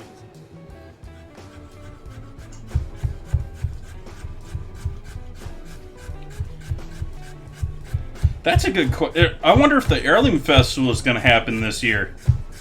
Santa Rosa has the National Heirloom Festival. You want to talk about a show that needs to be shown on Twitch. Imagine, and if you dig deep on my Instagram, you might see some photos.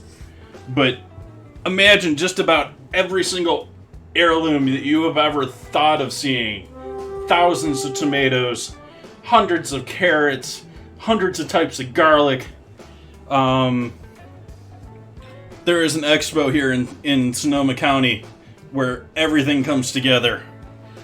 And it's quite impressive. But it obviously did not happen last year. I'm curious if it's going to happen this year. If I remember, it's sort of early summer.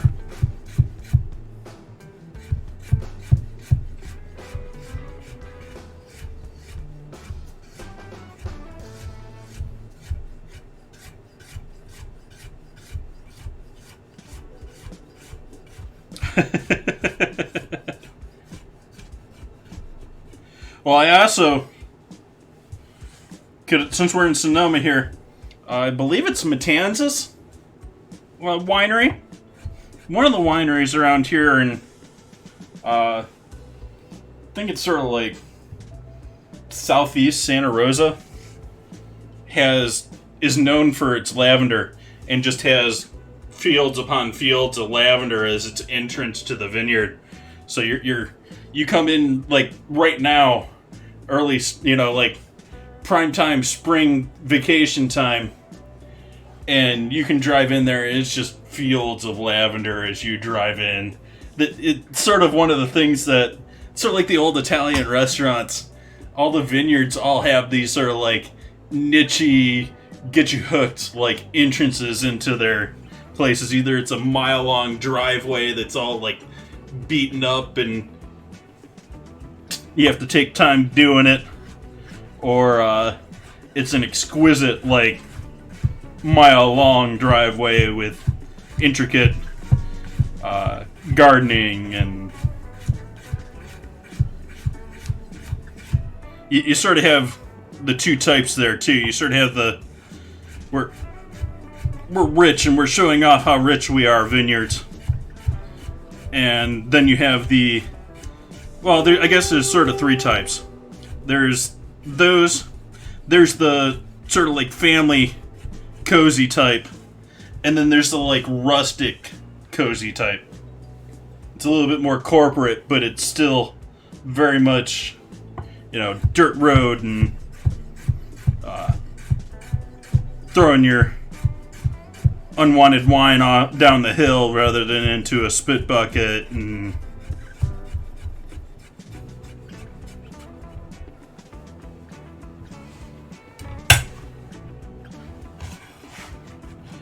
alright, so this is the last of our veggies for our coleslaw.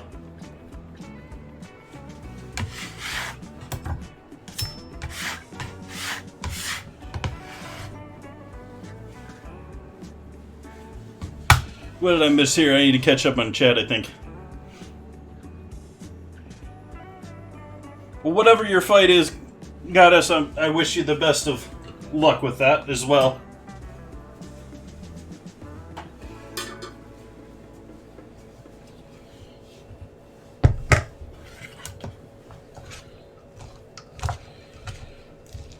Okay.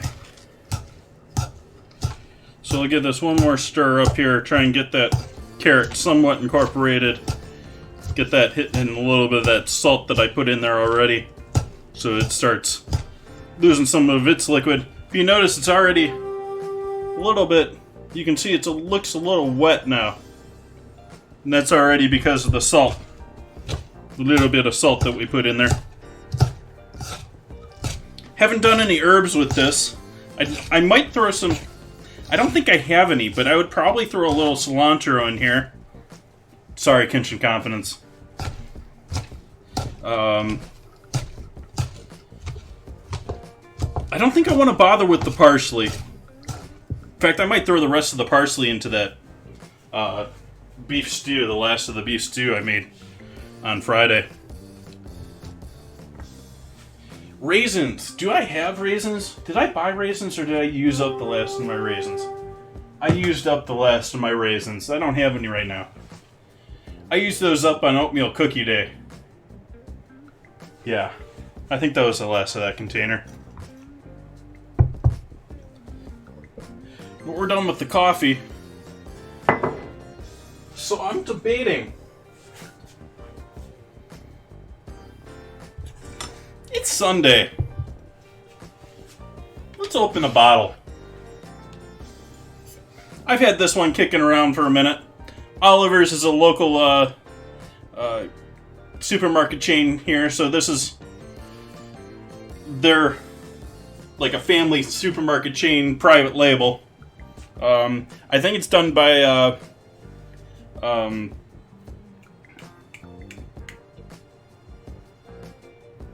forgetting the name of it now, but I have a good guess as to who's making the wine, but anyways, this is about an $8 as far as wines are concerned.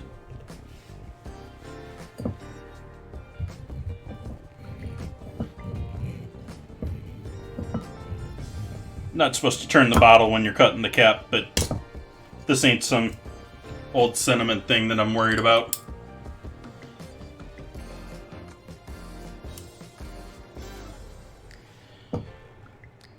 Yeah, no, Goddess.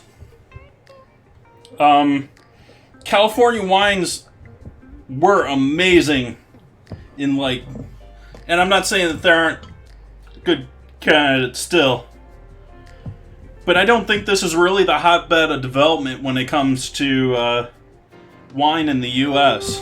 I think other parts of the U.S. are really moving more in the way of wine. I think that's sort of for two reasons. One, here in California, we're commoditizing, or rather commercializing our water, essentially. And we're having wars, essentially, over water here in California between developers. And wine and agriculture is obviously a part of that, as, you know, we're talking about how much of a drought we're in right now. We're still producing almonds. So I think there's probably more opportunities for growth in wine, where you need water to grow the grapes, obviously, elsewhere in the U.S.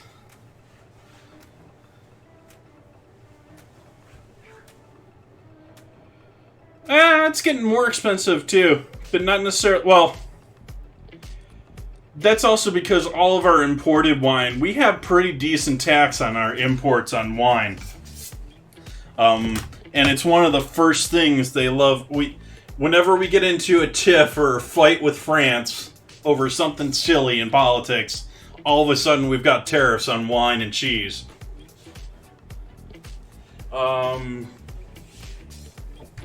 Wine glass. That's what I need, a wine glass. Doing a Zinfandel, so let's do a big boy.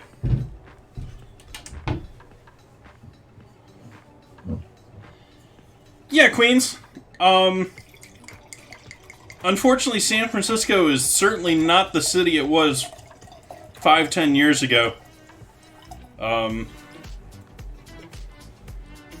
Unfortunately, real estate here has just skyrocketed, and especially in San Francisco. And so, no one lives in San Francisco anymore. Or rather, everyone's moving out, either to Silicon Valley or they're moving out of California.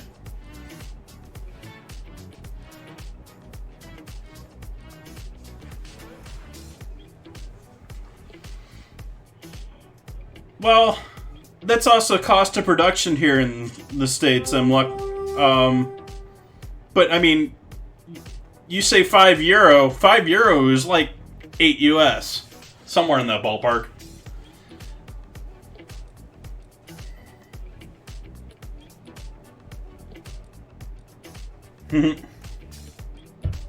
Hooverman.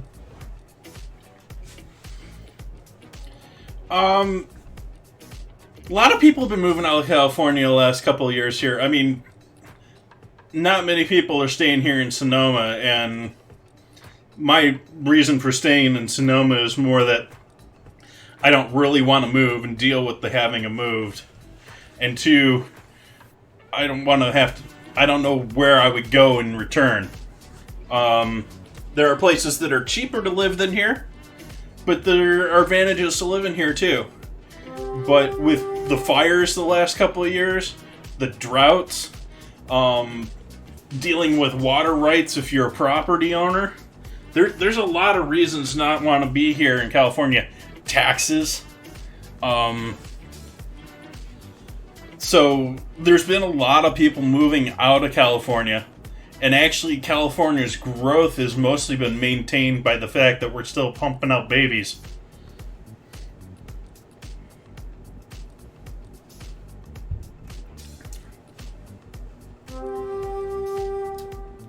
Very fruity Zin.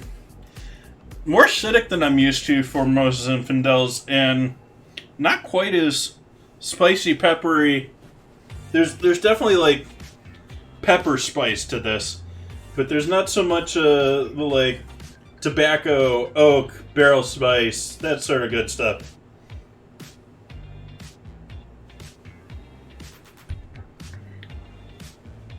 I mean, it's so acidic that it just like punches you at the beginning, which Normally I'm used to the Zinfandels being more of a peppery, spicy bite right at the beginning than being an alcoholic bite. Not sure if I'm sold by this one. I like the Grenache that I had by them.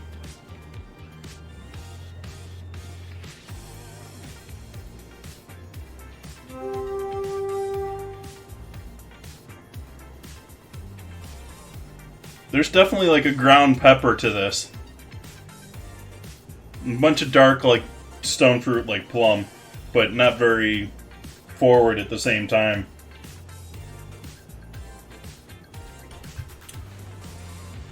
Now this wine's all about that acidic front bite.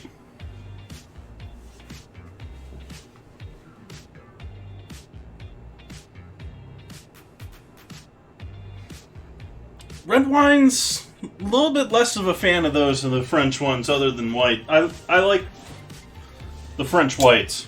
The French white wines are where it's at in my mind. I know the Bordeaux lovers are gonna be like, what? But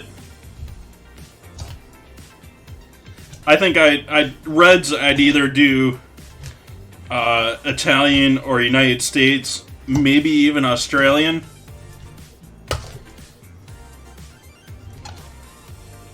I love port too, but I don't generally like rank port with wine. It's sort of like a separate animal to me. Thank you, Luck. Yep, we don't even have any liquid or anything on this. This is just salt and veggies. I am going to make a dressing for that, but we're going to do that after we're done with this Stream Raiders battle and our bread is ready to roll up. Well, it depends on what you're talking about, Hooverman. The cheap Italian wine, yeah, I could care less about cheap Italian wine. I'm thinking more of those heavy-duty Tempranillos and that's a Spanish, but heavy-duty Southern reds that there's some good reds that'll handle well with beef and steak. Beef and steak being the same thing, Jason.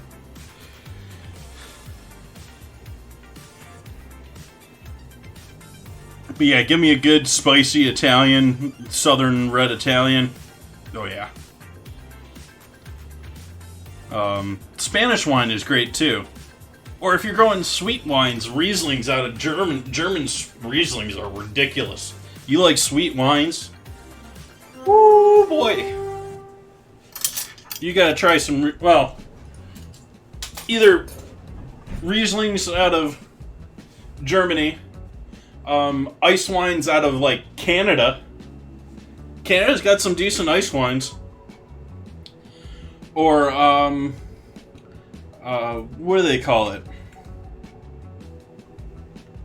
Well, you have ice wines where they leave the grapes on the vines until they freeze.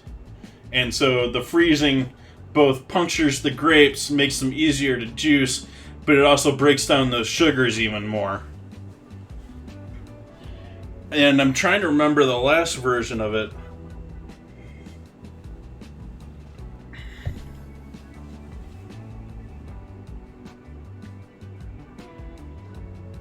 Really, I haven't tried much in the way... I'm not surprised that you guys have some nice wines, but I haven't had much in the way of Dutch wine.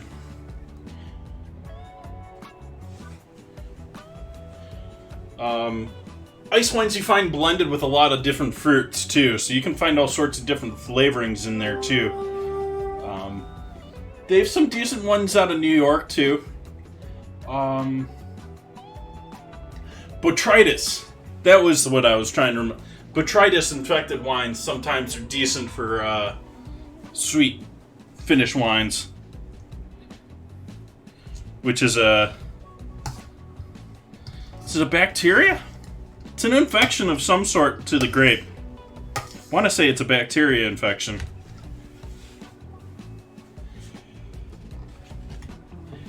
But we got another 9 minutes or so here in our battle. and we're just starting hanging out here. I'm gonna take a quick AFK.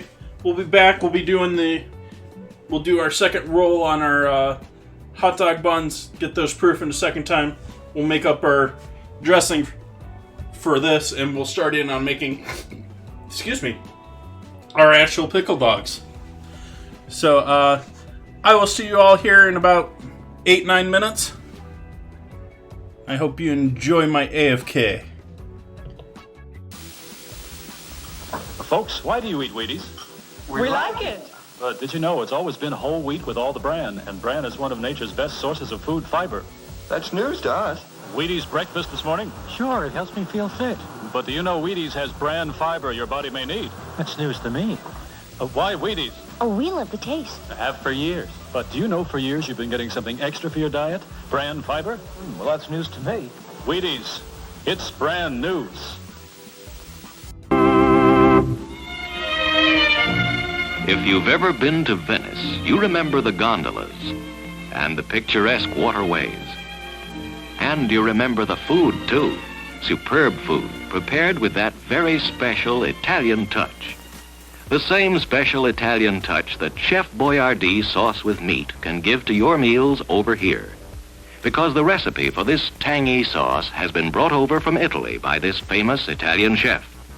Chef Boyardee sauce with meat is made from juicy, sun-ripened tomatoes and tender quality beef, simmered in a spicy sauce that makes a rice and cheese loaf, a casserole, or a spaghetti dish a real Italian-style dish. So when you'd like to add that special Italian touch to your dinner, do it with Chef Boyardee sauce with meat. Try Chef Boyardee sauce with mushrooms, too. Both are prepared from the chef's own Italian recipe.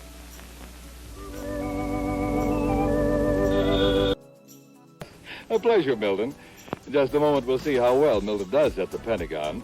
But if you want to see busy hands at your house, just you offer this lively Christmas party dip that's so good to serve with king-size Fritos corn chips. Just follow the recipe right on the Fritos package. Of course, it calls for the famous Philadelphia brand cream cheese, an 8-ounce package, which we blended with 2 tablespoons of milk till it's nice and smooth, like so. Then come 2 tablespoons of Kraft cream-style horseradish for zesty flavor, a 1/4 teaspoon of Worcestershire sauce, and finally, a dash of salt. And we'll blend our Philly mixture again. And when party time comes, let the folks enjoy this wonderful Philly horseradish dip with crisp king-size Fritos. There are those busy hands. Just remember, you make the best-tasting dips with the freshest-tasting cream cheese you can buy. Philadelphia brand cream cheese, made only by Kraft.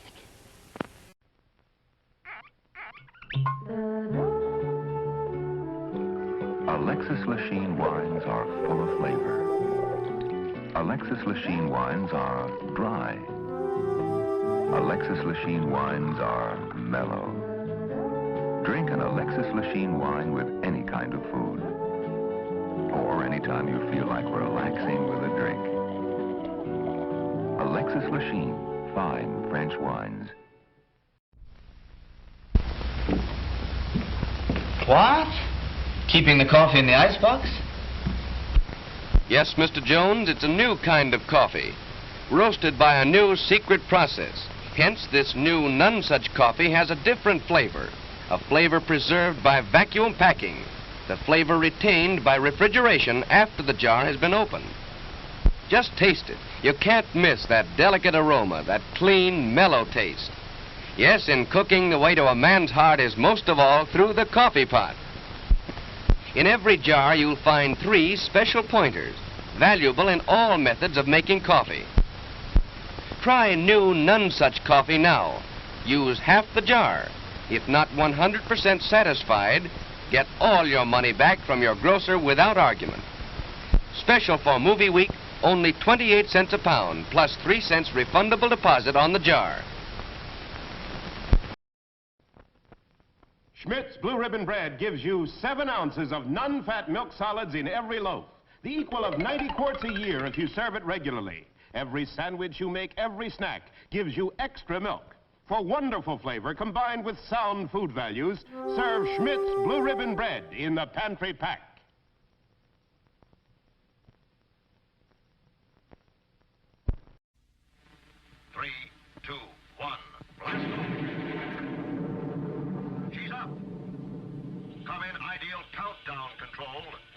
your second launching.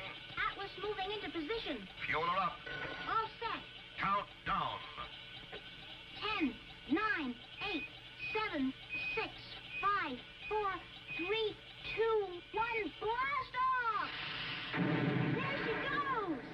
Yes, you can be in command of your own ideal countdown. It's a real electronic missile base. You sit at the controls and move missiles into place. You count down. You blast off.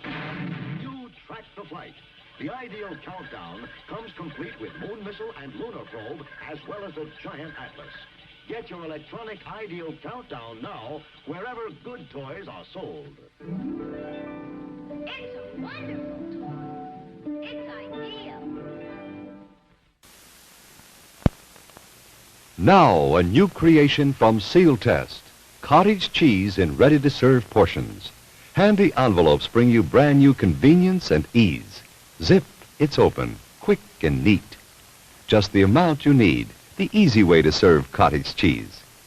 The rest stays moist and creamy, ready for next time. Are they handy? Cottage cheese in ready-to-serve portions. So easy to use, quick, and no bother at all. The rest stays really fresh, moist and creamy. Yes, serving cottage cheese was never as easy as this. Seal Test's new square package with handy, ready-to-serve portions. Zip, it's open. Simple as can be. The rest stays moist and creamy fresh. You'll love Seal Test cottage cheese in new, ready-to-serve portions. Get some soon. When you have a Labatt's, you have an adventure. Canadian Light, that's Labatt's. It's a great new taste in beer. Enjoy import quality at USA prices.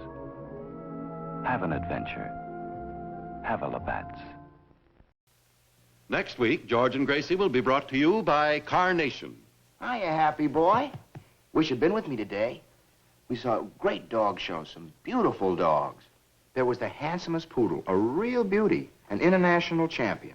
His owner gave me some good advice. There are many dog foods on the market, but the Carnation Company makes the best.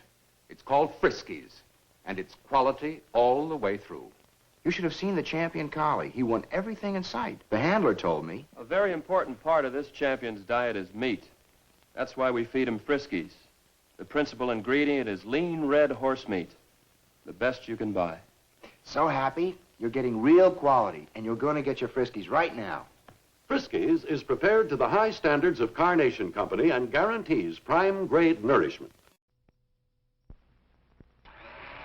Here's the newest, most exciting sound in town. It's a General Electric blender that's going around. Completely new from base to lid. Take it apart, see what they did. The non-skid base is the lowest you'll ever see. The decanter has a 36-ounce blending capacity. The non-spill lid is really smart. For blending convenience, it comes apart. Add additional ingredients, if you will. Look, no splash, see no spill. Put them all together and you know it's true. The General Electric blender is best for you. If you want to know another reason why, It's only 10 1/2 inches high. stores easily on the counter or on a shelf. There's 1,000 things you can make yourself. Make party spreads, Great cabbage heads. Blend the meatloaf for a family of 8. Make ice-cold drinks you'll appreciate. Now's the time for you to buy the General Electric blender. Did he say only 10 1/2 inches high? Folks, why do you eat Wheaties? Okay. And we're back. Do our stream meters battle here.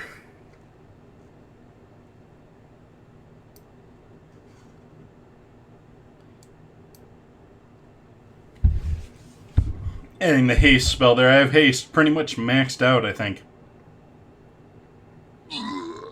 Oh wow, this is the one that they keep adding health. He's a cleric or something.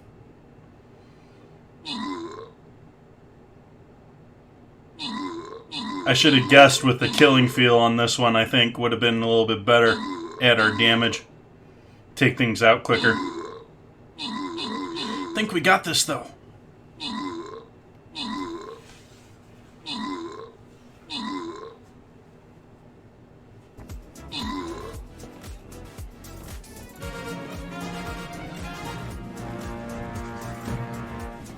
Nice look. I actually need to add a couple more to that. I want to make it at least 10 minutes. X-Pie getting those kills. Big Davey helping out with the assists. Kawhi and Ultra Lord getting the scrolls. Congrats, congrats. And that does the boss in. Boss defeated. We're starting a new map here.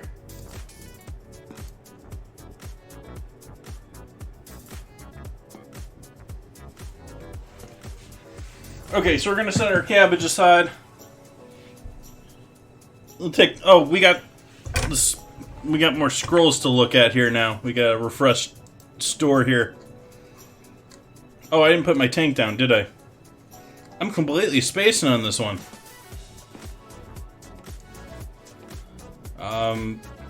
Yeah, I'll put my tank there. We'll see how we do. But let's see what we got at the store. We should have more scrolls at the store. We'll take the rogue scrolls. Take the rogue scrolls. And we'll give that a refresh. Tank. Rogue. Let's look at our army here. Let's see what we need to get. Okay, we need to get several of these up higher. Berserker, Flag Bearer, and Warrior.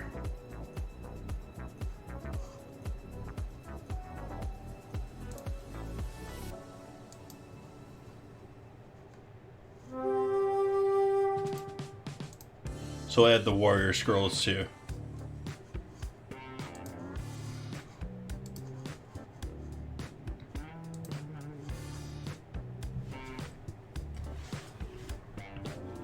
Okay. Coleslaw off to the side. Our quick kraut out of the way. We're going back to our dough here. Let's make sure our counter is nice and dry here again. It's not dry, but we'll live with it for now. We have our dough, which has now at least doubled, if not almost tripled in size since our original size there. Now for the fun part. Thank you for that follow, Larix. Someone you all should be checking out on Saturday evenings doing some lovely cocktail work. Now for the fun part. We're going to beat it down.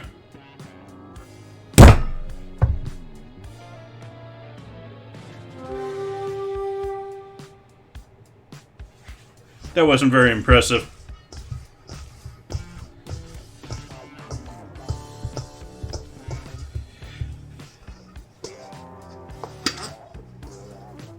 And I forget how we're doing this.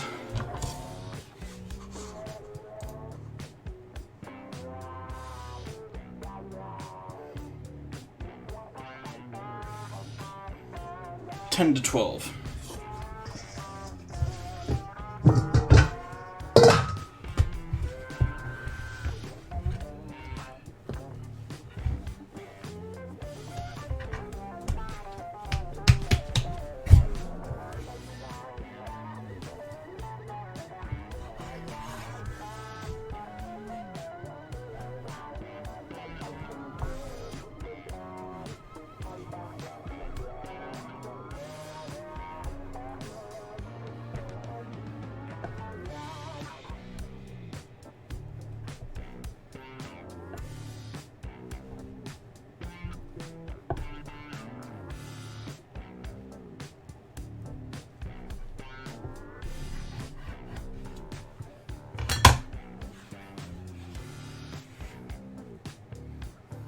Doesn't seem like much to make into a single.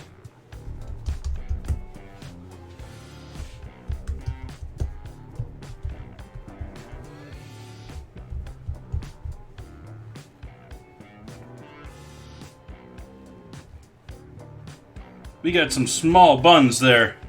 I don't know if we got this right. 10 to 12 even pieces. That's 12 even pieces.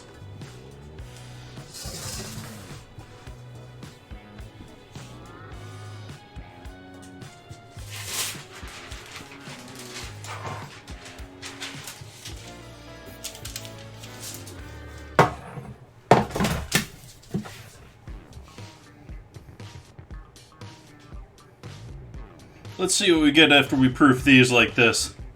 Little baby buns here, I guess.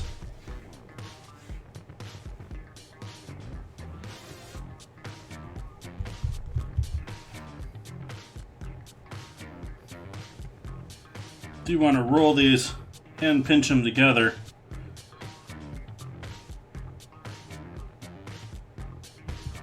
And then seam side down in a method that they're gonna proof and bump into each other. These are looking a little larger than that first two, but we're still not that big as far as rolls here.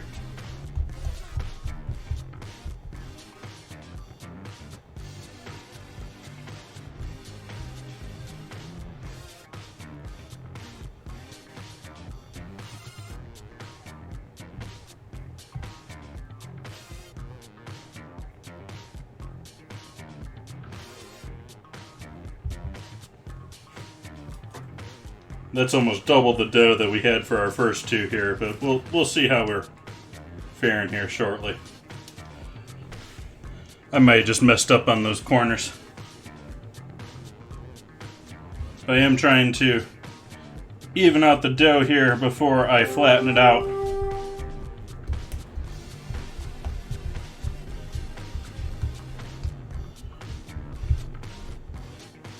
And then we're rolling it into bun-like action here and pinching the seam closed.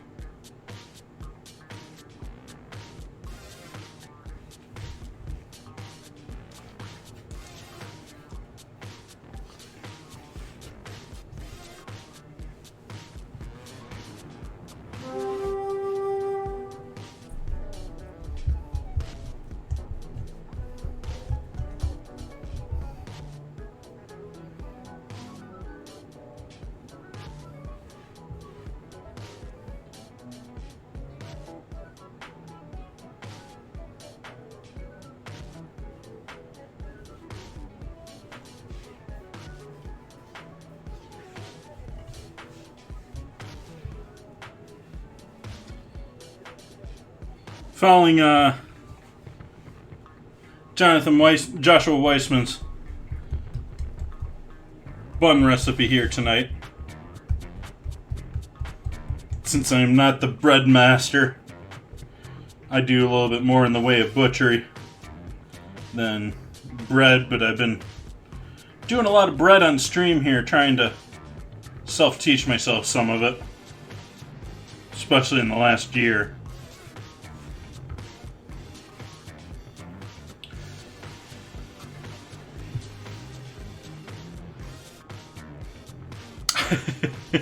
Sorry, I gotta catch up with chat here.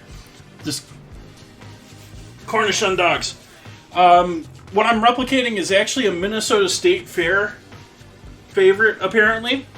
I've not had it before. I've seen pictures online. I've done a little research on it. The original version of what these pickle dogs are a couple of pieces of pastrami laid out on a board. You smear some cream cheese on that. You put a dill pickle spear in that, and then you roll it up around the dill pickle spear. And then it's just served in like a piece of deli paper. I am modifying that. I am making my own sauerkraut tonight, or at least a quick pickled sauerkraut. I'm going to add some mustard to this, and then I'm going to put it all in my own homemade buns here tonight.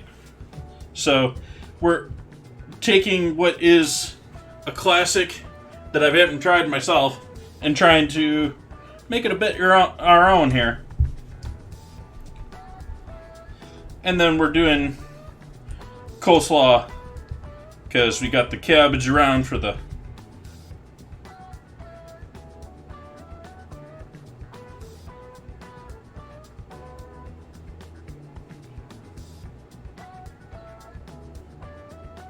sauerkraut.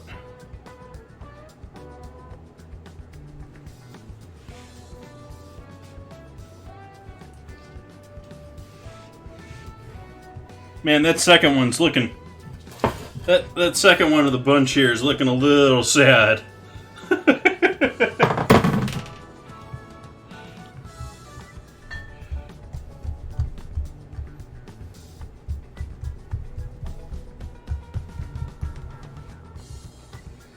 While the AFK screen was playing, I did pour myself a bit more wine there, which is a good sign. Powering my way through the bottle here.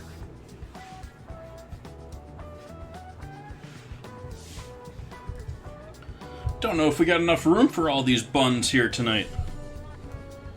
He did it in the video all in the same pan here.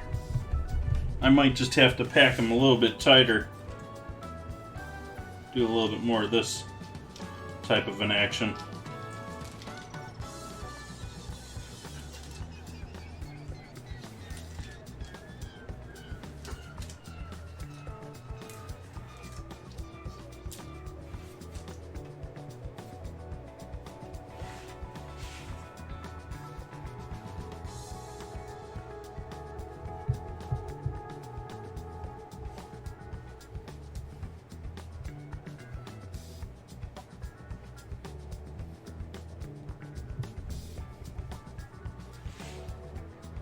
Also using a bread flour tonight that I'm not used to. It's a new one from same mill. I forgot that I had gotten a different bread flour. I usually do the whole wheat bread flour. So this is, even though it's a white dough here, this is a bread flour hot dog bun.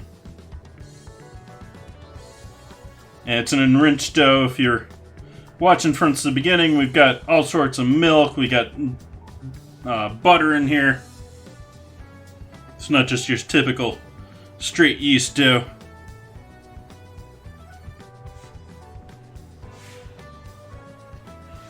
I think these last two are going to have to go on the side here.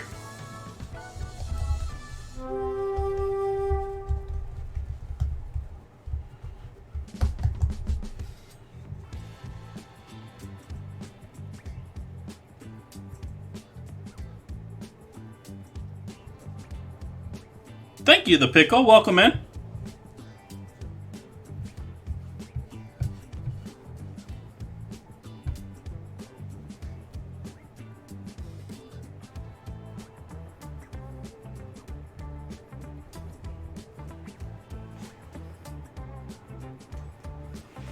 Age of Empire. I don't know, it's been too long for me to know if this is Age of Empire-like. I have played Age of Empire. Not a huge gamer for anyone new in here. I used to do a lot more gaming than I do now, but I haven't done much in the last 10 years. I gave Apex a little bit of a quick try when it first came out. As far as my gaming history, played a little Quake 2 back in the day. Big Tribes fan, if anyone's familiar with the Tribes series of PC games. Those are more back in the day. Spent about a year of my life playing EverQuest in-game. Never really got into WoW. I don't mind WoW, but I never got into it because of the graphics. I could never do the whole cartoony graphics to WoW. And I'm going to turn another pan over the top of these and allow them to continue proofing for another 30 minutes or so. At least. We'll see how they look here in 30 minutes.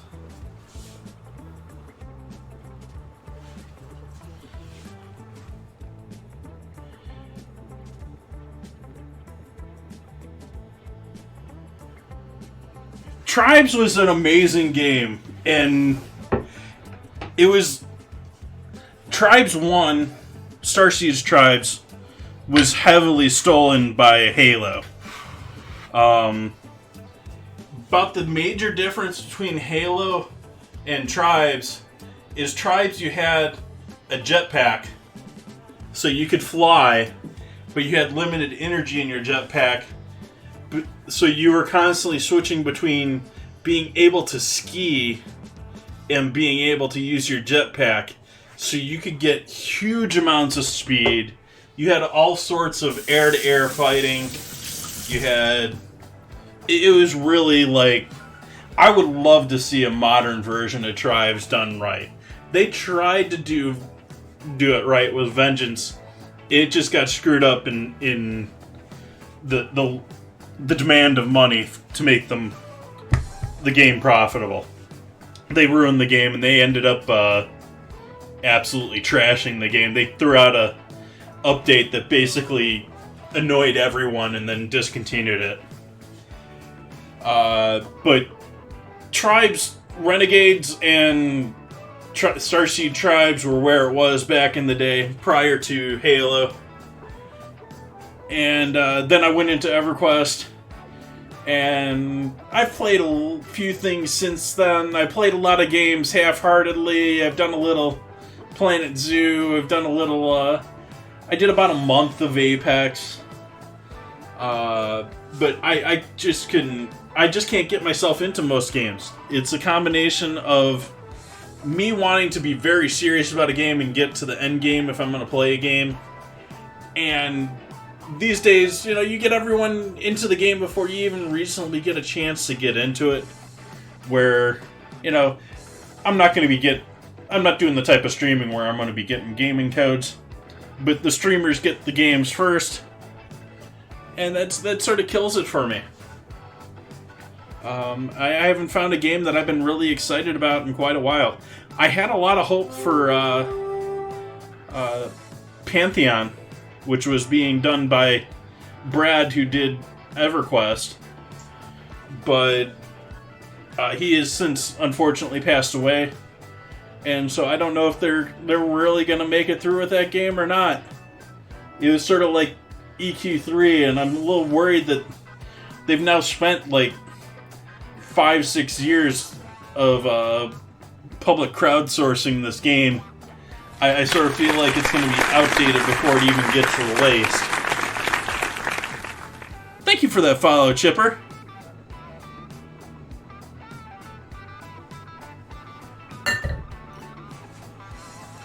But I did have hopes for that.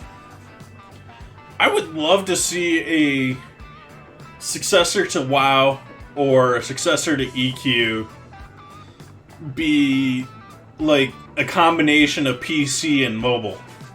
I would love to see that, where I know WoW has I don't know how much WoW has gotten into it, but I would love to see like a MMORPG where you could do like your crafting, your sales, all of your slower stuff on mobile, and then your actual fighting and your actual gameplay on PC.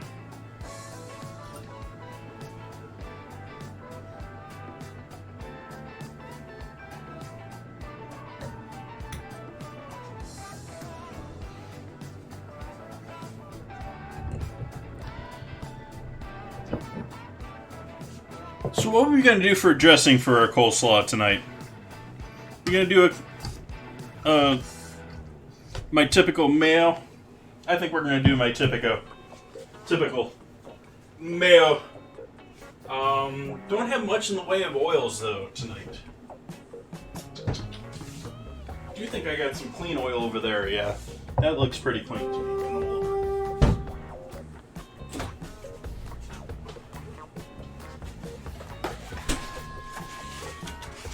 Wish I'd saved that other yolk now.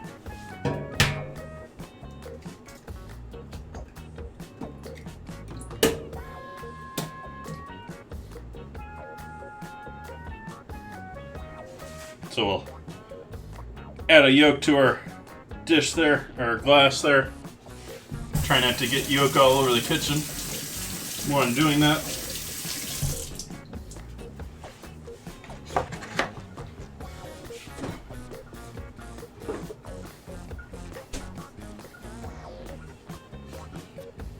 Pinch of salt.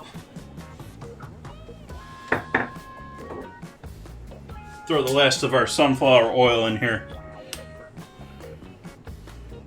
which is not much. Actually, I should probably set this bottle upside down to drain out to the cap.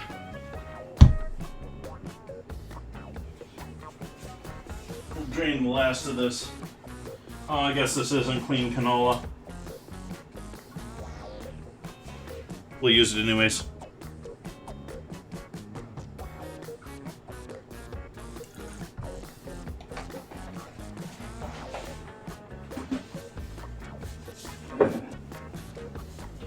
And we'll use olive oil for the rest here. Sort of need to get myself some new cheap organic oil here.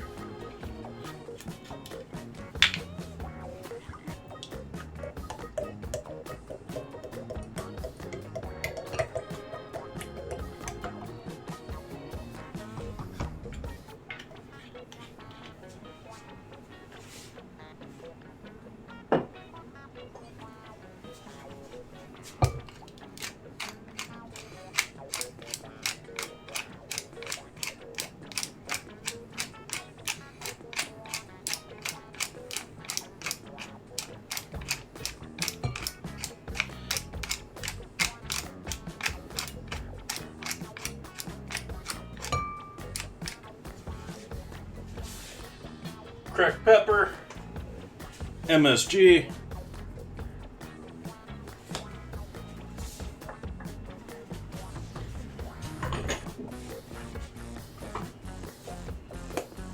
garlic powder,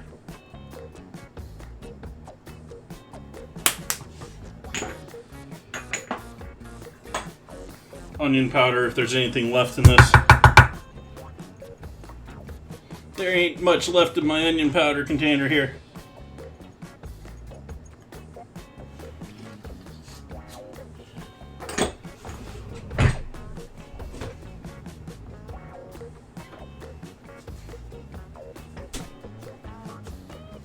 A little more MSG flavor there, a couple drops of Worcestershire. And a little yellow mustard powder.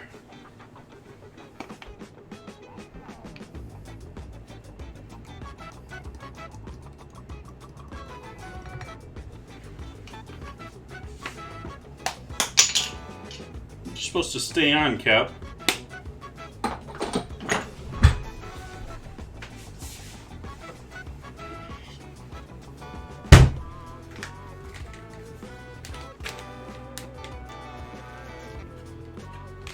Now for the fun part. Let's turn this liquid into a semi-solid.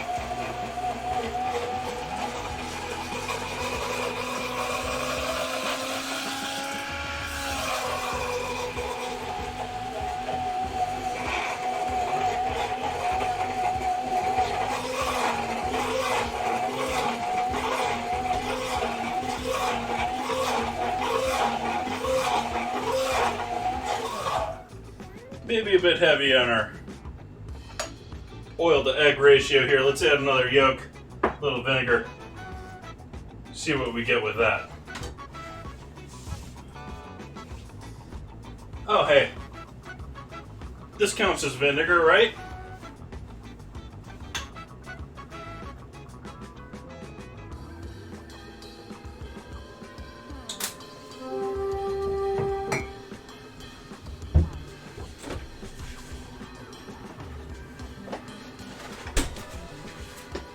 Last egg in the box. Y'all know what that means.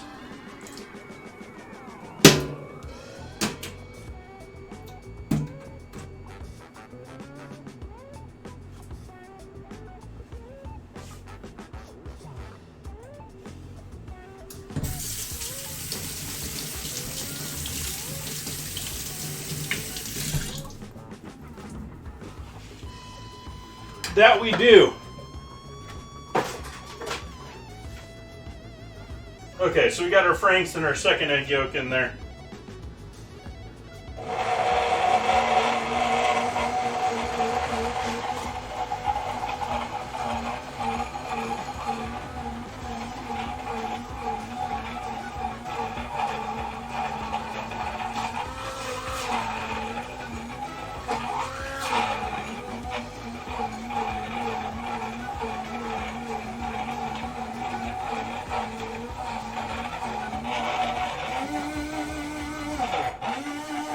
Oh, I thought the other side was the high side. Guess this is the high side.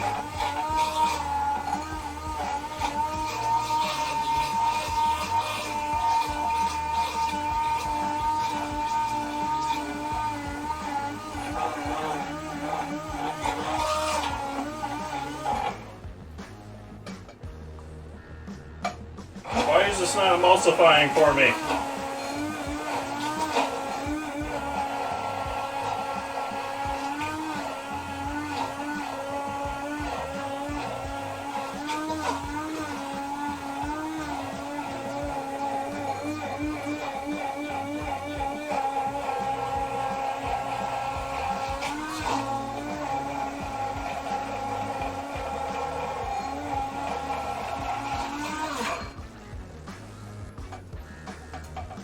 This is not emulsifying for me.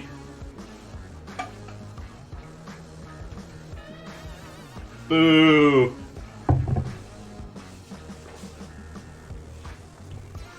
I guess we gotta do it the old school way.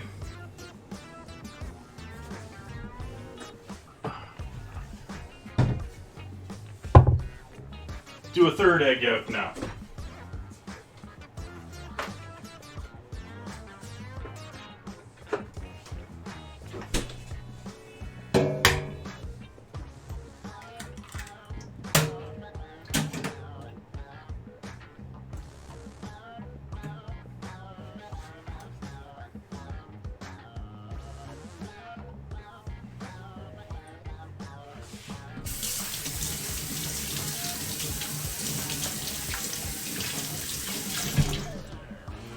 That is a lot of A's.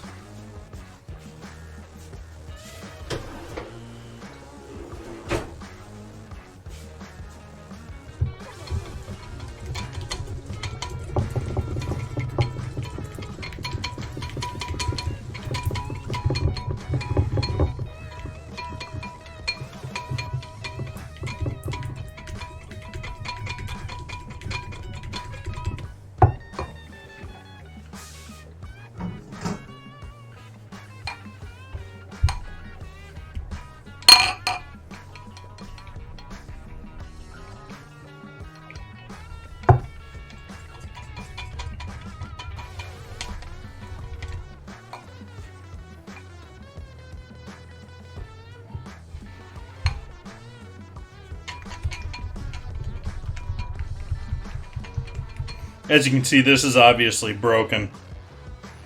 And so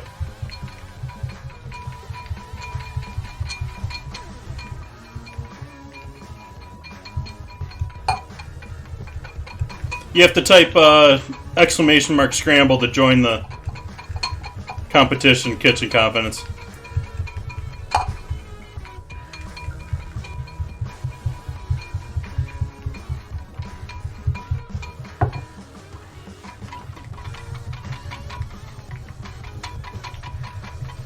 Kip will probably get it if he types it.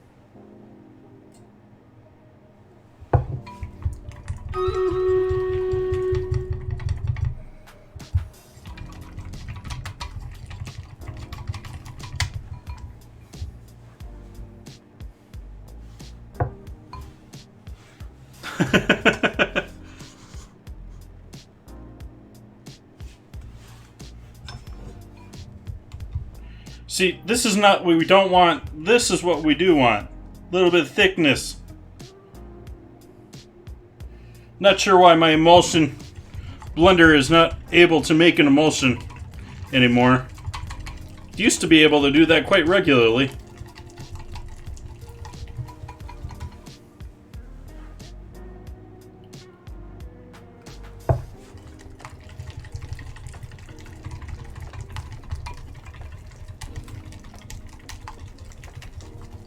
Yeah, that's what I was saying, kitchen confidence. You gotta...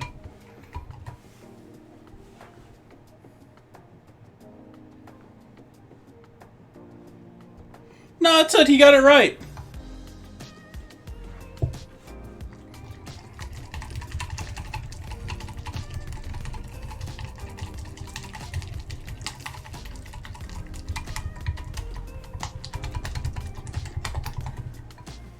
So this is already a thick mayo compared to this. So...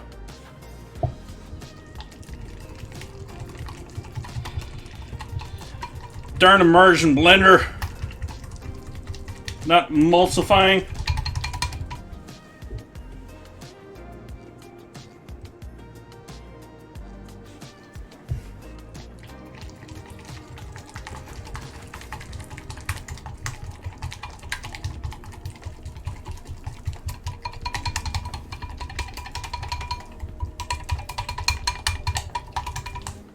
Let's add some other vinegar other than just hot sauce into this. Let's do a little apple cider vinegar. We're going to have to add a little honey to this too, since we want to make it sweet for our coleslaw dressing.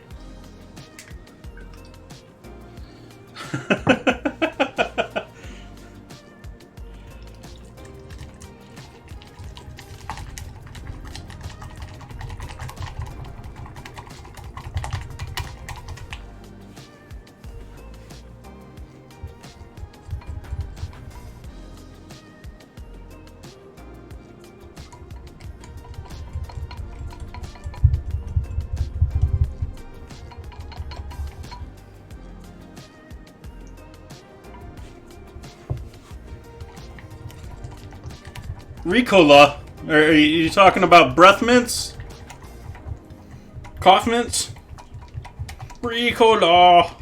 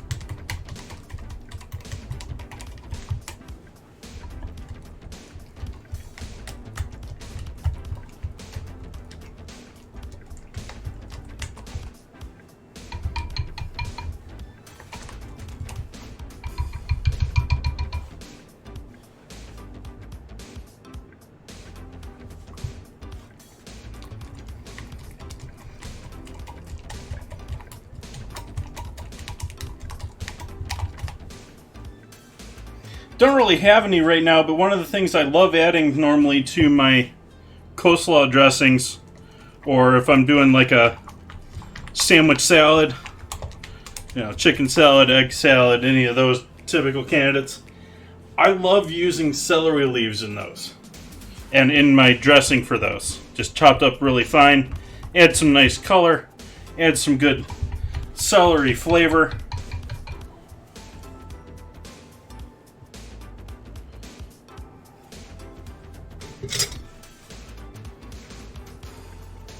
Get all the spices and goodness that I originally threw in this jar.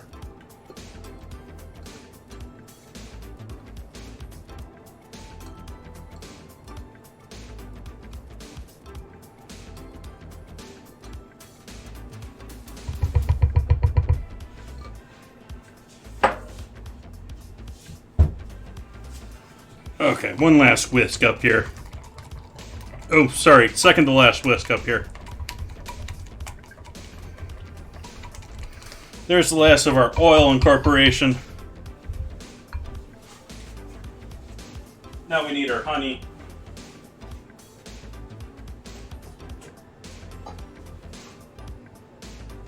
It doesn't look very pourable. What do we got left over here? Oh, damn it.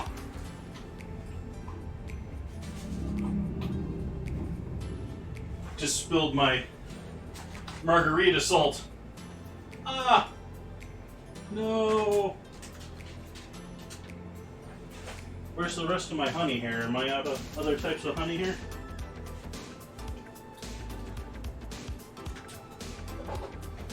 Guess that's what I'm down to for honey here. Time to buy more honey. Oh, there's another thing of honey. It's just tied and... There we go.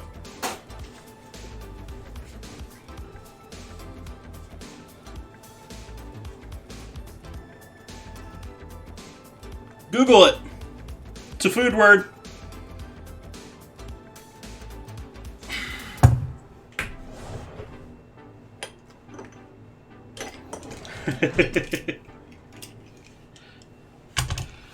But this seems like a good time to probably do this. I was planning on doing this the other day.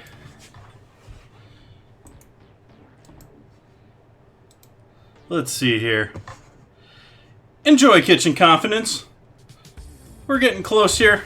Actually, I should turn my oven on for these buns.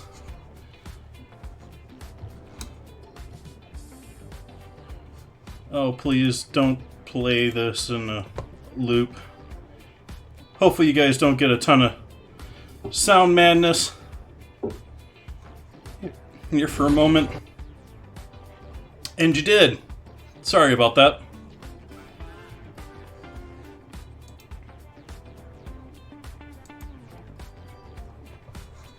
Give me one moment here. Oh, we got our battle ready too. We got to do our battle. Did I get this open? Not yet. Let's open this. Oh, please. Please don't play this in a loop. Hopefully you guys don't get a ton of sound madness here for a moment. And you did. Sorry about that.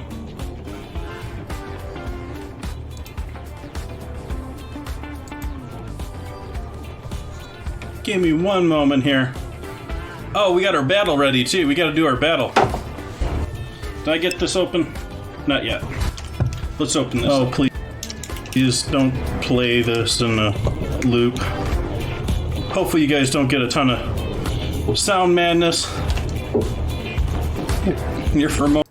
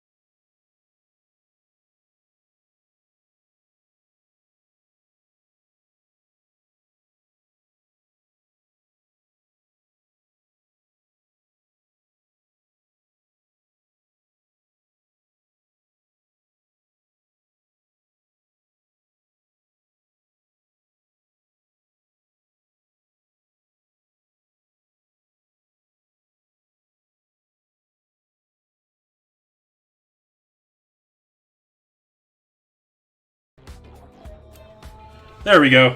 Hopefully you can hear everything now. Now we got everything mixed up there. Sorry about that sound mix up there. I was worried about it keeping looping. I didn't want it to loop in the first place. Maybe I should stop drinking that.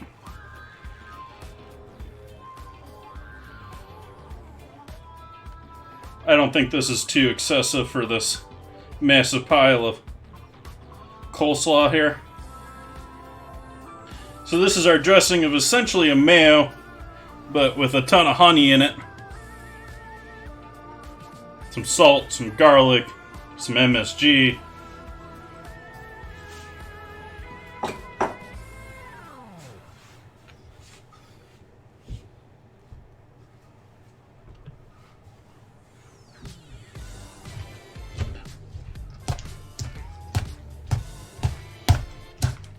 We'll mix this into our mix from earlier, which is also going to get combined with all that juice from salting our veggies. So it's all going to get together in one lovely dressing liquid for everything.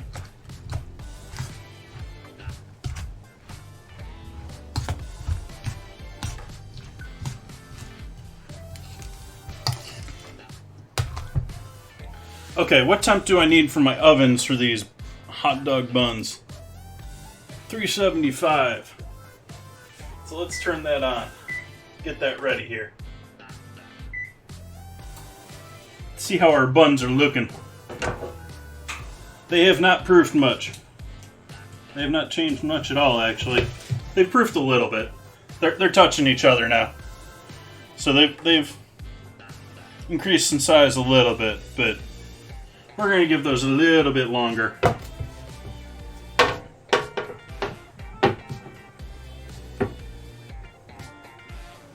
Nice, the pickle. Sorry about that. Yeah, I don't know what it is about Chrome. I need to stop using Chrome on my streaming PC. I had been using Chrome because I normally use Firefox. And so, if it was Chrome, it was streaming related sort of a thing. And I think I just got to go back to using Chrome for everything. Chrome is a bit heavier resource. It's a little slower to get started, but actual website loading times for me seem to be about the same. Hey, Bitter Dan, welcome in.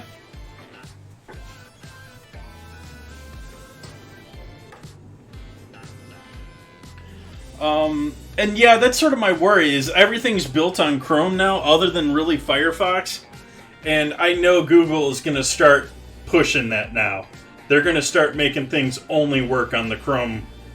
I mean, they already were against Microsoft somewhat, but now it's really only going to be working on Chrome.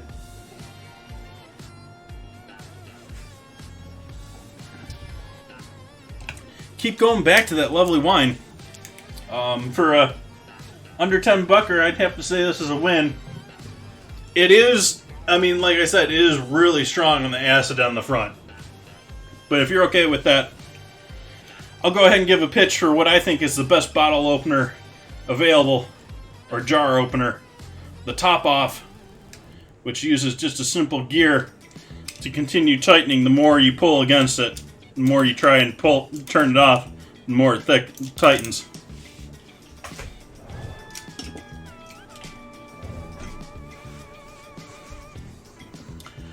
We got our battle to do here, though, that I've been neglecting.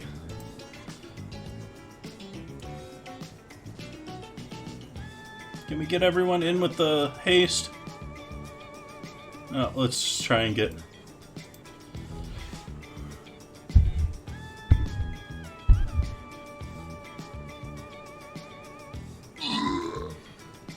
super speedy rogues racing to their death.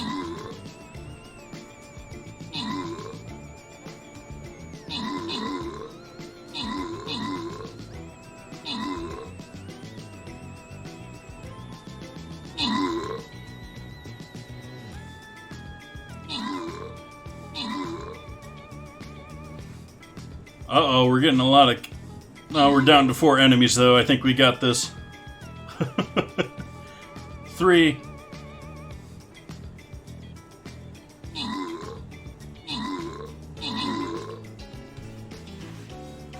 Victory.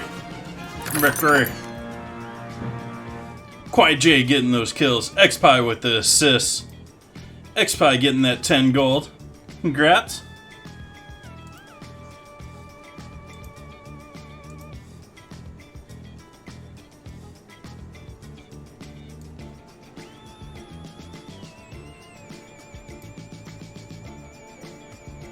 We gotta more go after these tanks anyways. The rogues are gonna go after these slime tanks, which will be helpful. I'm not gonna consolidate us or push the group. You guys can put your units wherever you want on my field.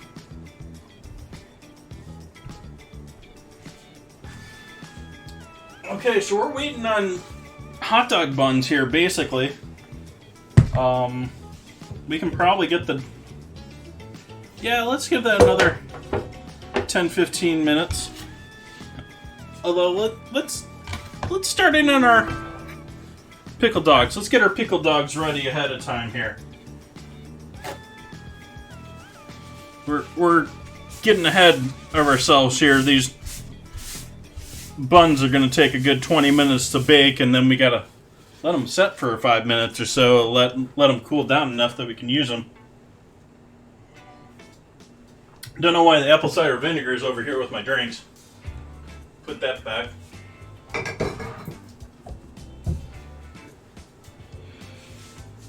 We'll get rid of the non-emulsion mixer. Though granted, I've had this thing probably 20 years now.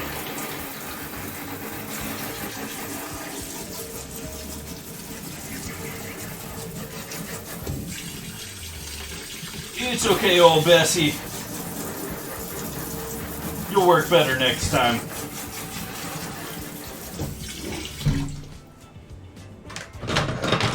Anytime, Ultralord.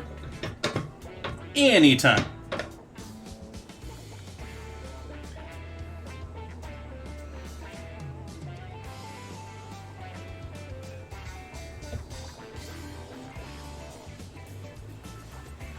Let's get rid of this towel.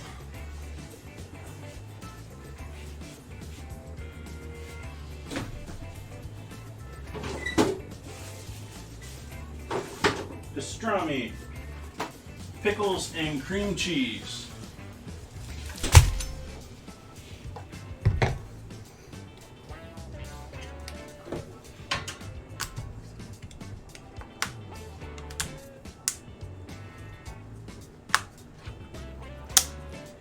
We got our dill pickle spears.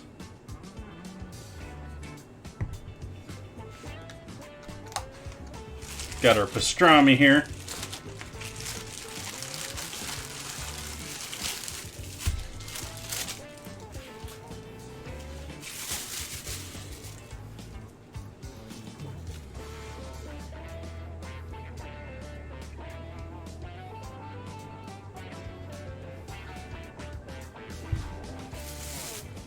Did ask them to slice it as thin as they can go, so this is my own doing for having it be a little too thin for my own good. Let's see how wide we need to go here for our pickle spear.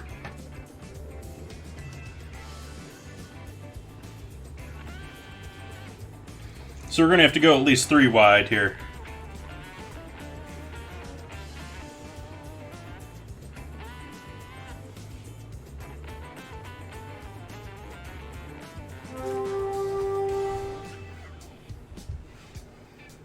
And then I think we should probably double up.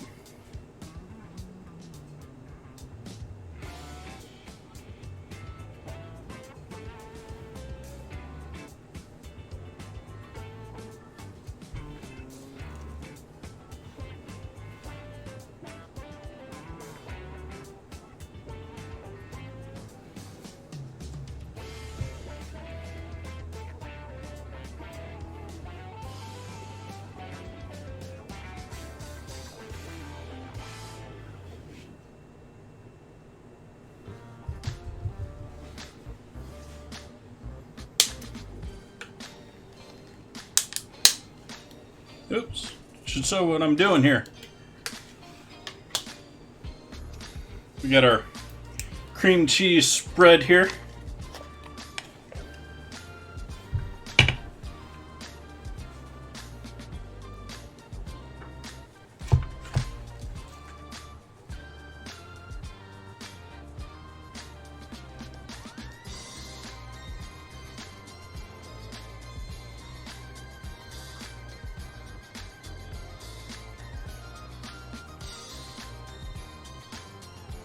Trying to spread it without ripping all the pastrami. Our pickle. We're going to add some of our homemade pickled kraut, or quick pickled kraut. Get out the baby tongs for this.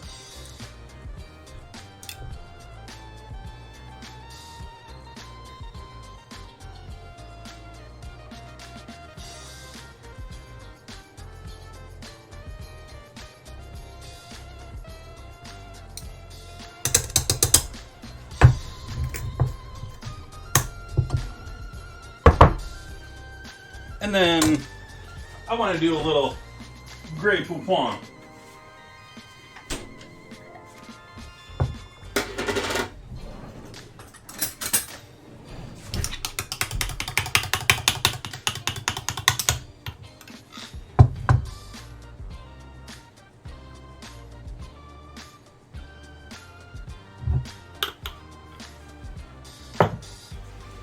And then we roll this up.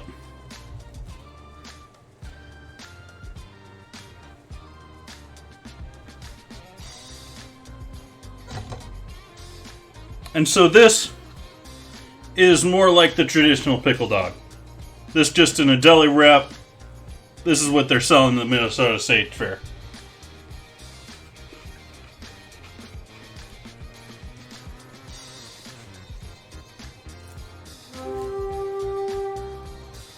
But we're going to add a actual hot dog bun.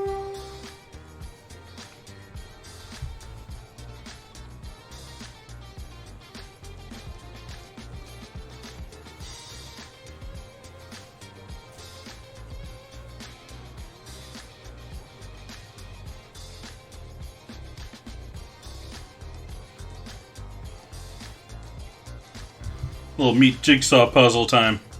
Getting these nice slices to be actual nice slices.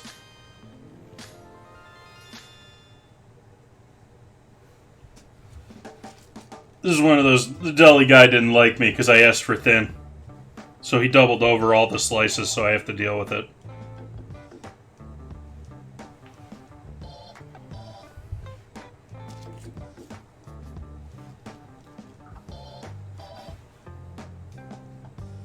But then again, this same deli has given me prosciutto with the rind still on it.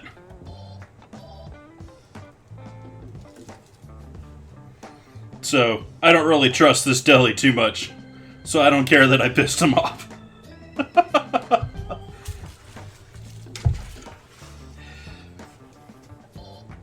So this is a Minnesota State Fair favorite, apparently.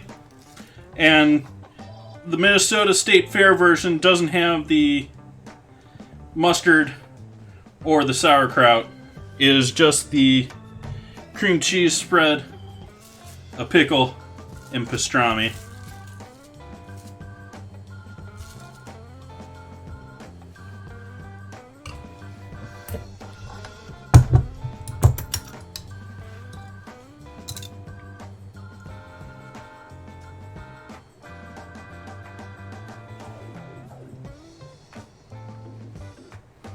And this is quick pickled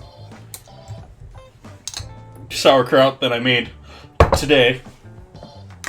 So it's not your typical sauerkraut. It's not going to have that same tang that your typical sauerkraut does. This is just going to have the acidic vinegar and hopefully a little bit of breakdown of the cabbage from the heat.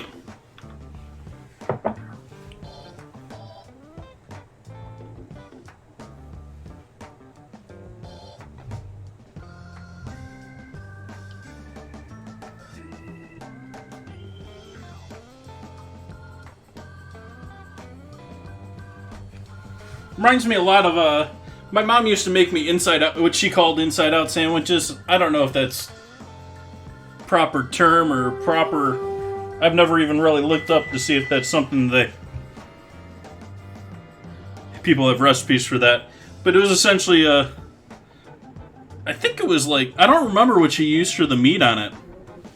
Might have been like bologna or something, wrapped around a sesame stick, breadstick. And there was some cheese involved.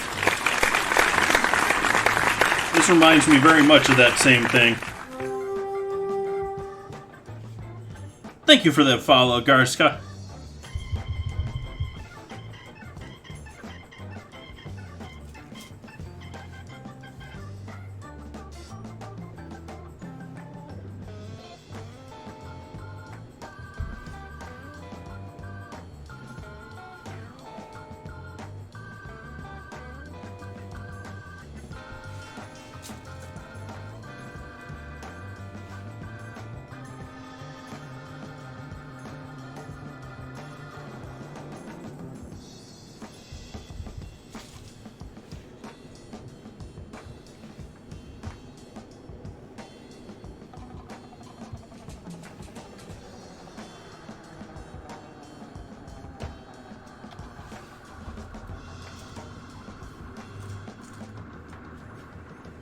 I hate seeing that with products. I hate seeing that with the ice cream. I hate seeing that with this. It doesn't matter that I think Clover is a good company. I don't think that they're ripping me off. But I come into a bubble like that in my products, and I immediately feel like I've been ripped off. Regardless of the fact that they're selling it by weight, and they're not lying to me about the weight. I feel like I'm ripped off by that.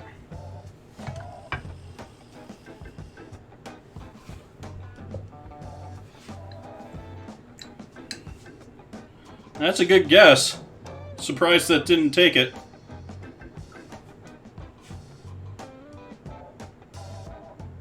Oh, there's no B in there. Let's take some of those spices out. We don't want this to be Spice Central.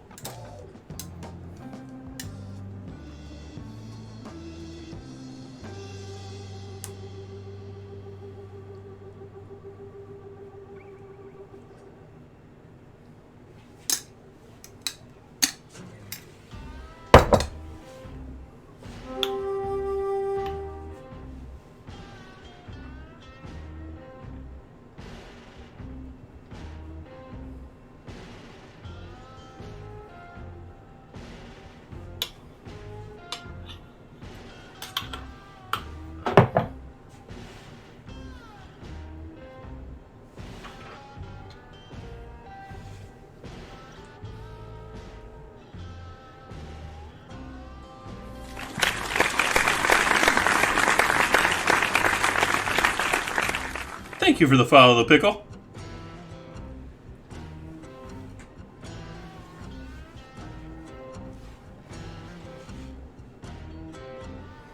We're doing pickles next week, too.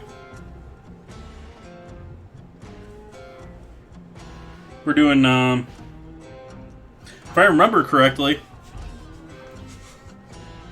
we're doing cheddar stuffed pickles that are fried. What are we doing next Sunday? Next Sunday is Meatballs 3 Ways.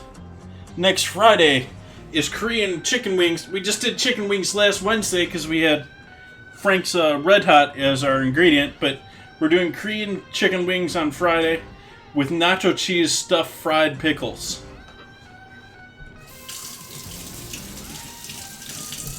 So that should be fun here. If you're interested in any of the upcoming dates here on the stream, they're all down there in the calendar. I keep a Google Calendar, and I think I have upwards of 2 months of upcoming dates right now. At least a month.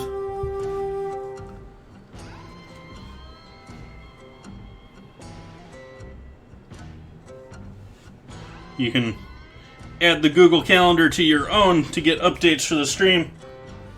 Know when we're going live, or at least scheduled to go live. I am pretty dedicated about my streaming. I have only missed a handful of streams here in almost 2 years. I'm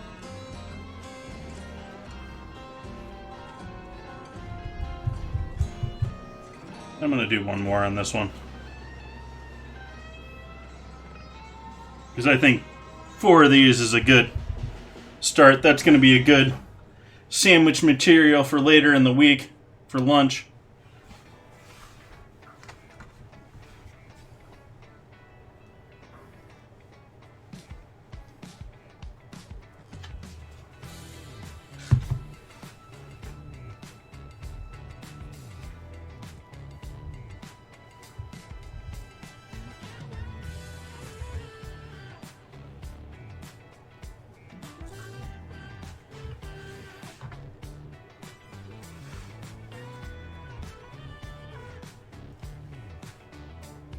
Panettone? You're not familiar with the Italian, like, holiday bread? That's good stuff.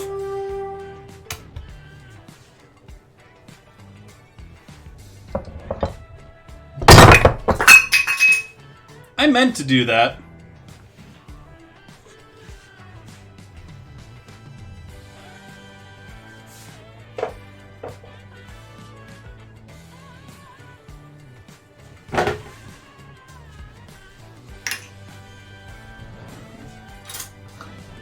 I was intending to throw these in one of these anyways. So we'll do that.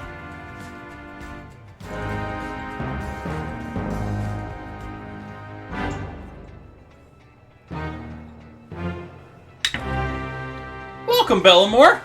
Thank you for that raid. Welcome in, everyone. How's everyone's Sunday going? Everyone having a good end of their week, or start to their week, depending on how they classify their Sunday. We are making our own version of a Minnesota State Fair classic, the Pickle Dog, which classically is pastrami with cream cheese and a dill pickle spear.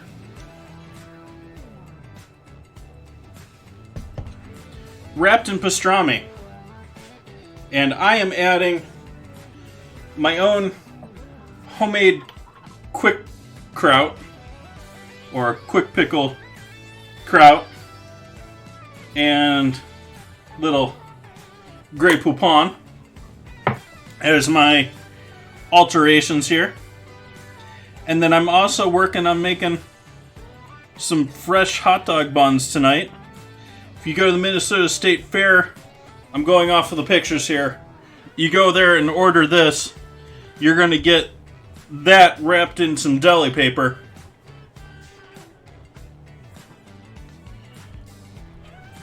But we're going to go ahead and take it an extra step here and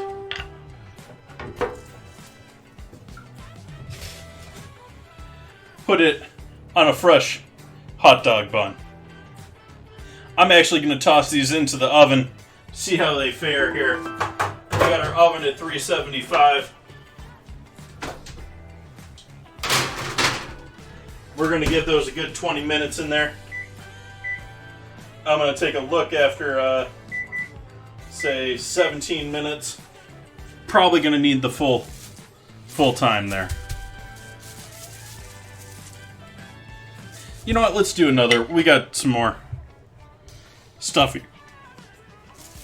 Quitting now, just making sandwiches with that is sort of lame. But for anyone else joining in, we've also already made a big batch of some good old coleslaw, homemade dressing.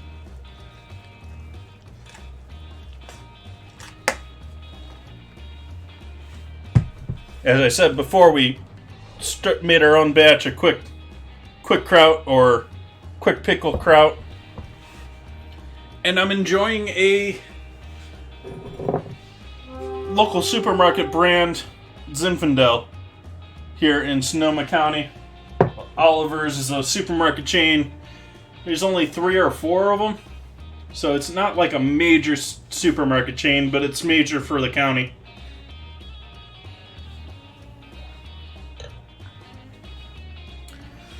And they have, I think they actually have 2 wine labels in their store.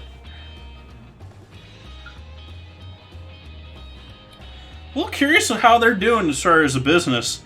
I know back when Amazon bought Whole Foods, they went and the owners went and sold 75% of the company to the employees, which is good and bad. It's good that it's an employee-owned company now. It's bad that the owners are selling out the stock.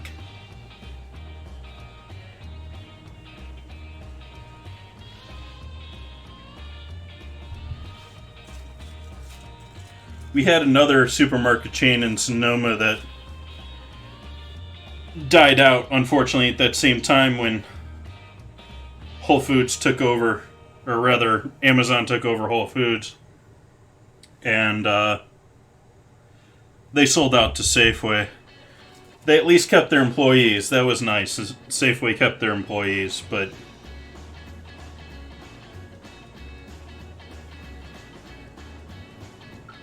Boudin, blood sausage.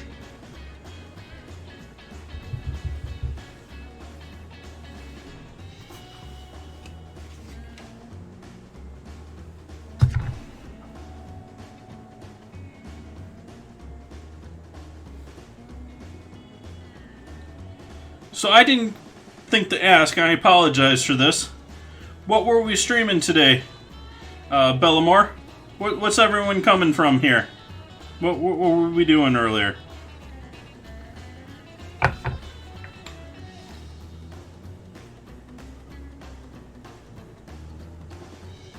So we'll do this one spicy too. So these two are going to be our spicy pickle dogs.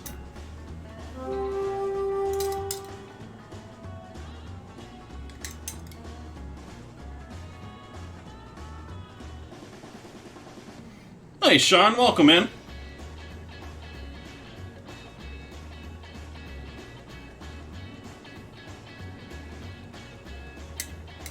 I've lived in Sonoma here a little over a decade.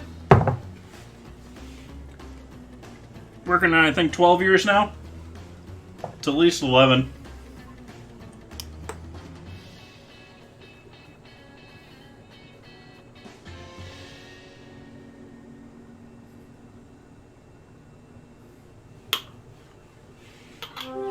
Excellent. Those are Grey Poupon in for the day.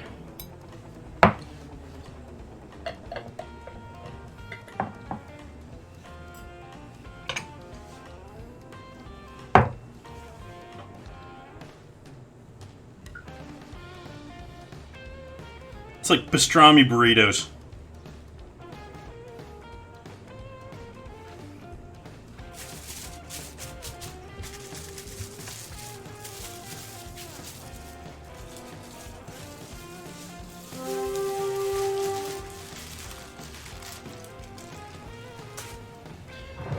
Our kraut has cooled down enough that I'm just going to close this up and throw this in the fridge. So this would be good for any future projects here.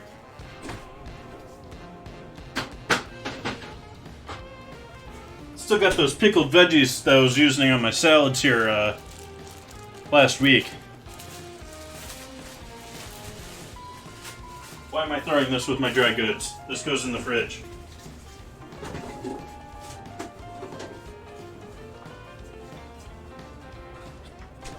And pickles. Again, I highly recommend this company, Sonoma Brinery. I don't know how well distributed they are, but their pickles are good. Whether it's those, I finished the other ones too. Don't even have those anymore to show off anymore.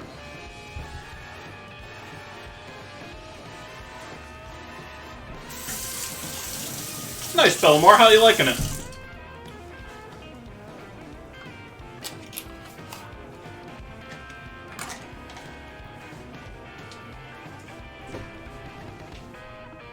Got another 10 minutes on our... a minimum of 10 minutes, probably another couple minutes beyond that, on our hot dog buns. So let's do a little cleanup time here.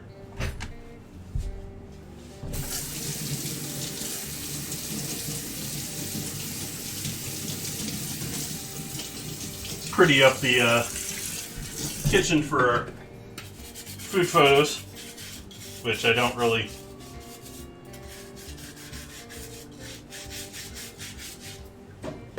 I feel like one of the things that's detrimental to a lot of streamers these days is a lot of streamers are stuck on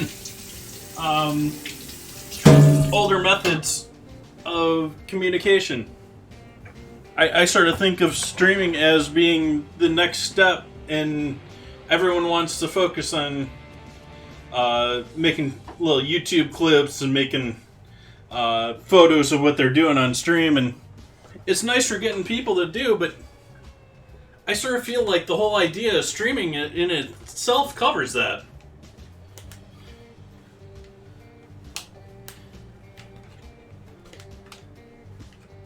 And so I don't spend a lot of time on my photos. I just sort of have made sure I have good light on my cutting board.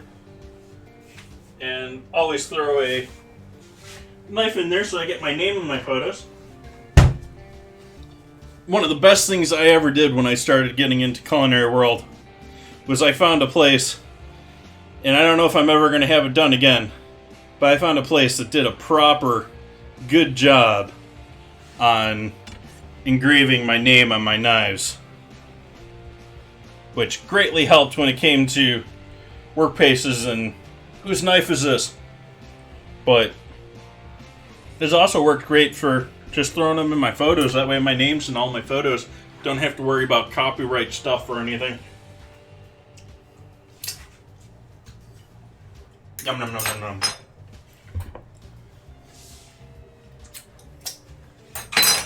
Nom nom nom nom to the mustard too.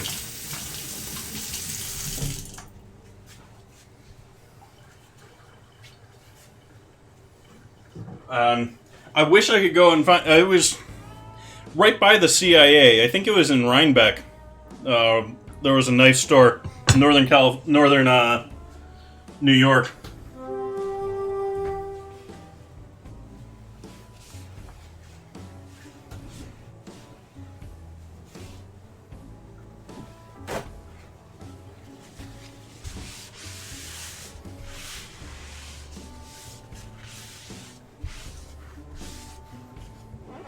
You know, I'm almost sort of like wishing I had a piece of cheap American craft cheese right now.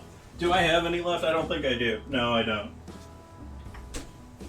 But I'm sort of thinking that craft melted cheese melted over the top of that.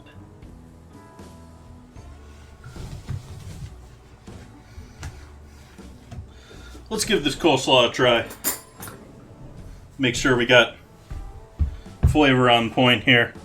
Although I'm pretty sure we're gonna be something tasty here.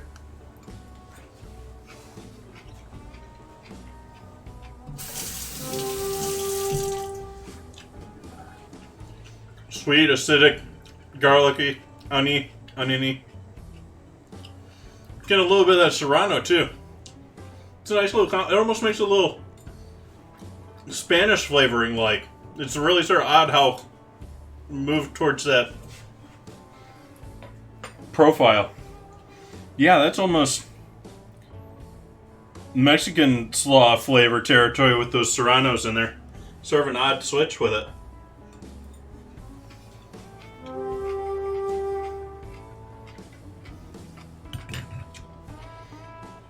I can dig that. That's gonna disappear.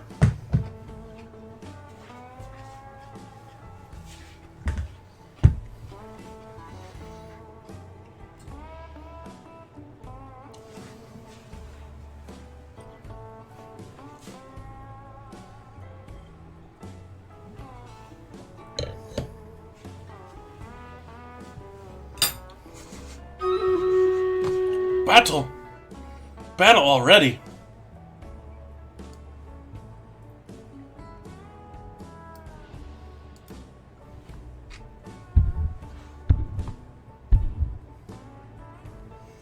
Ooh, I can smell those hot dog buns.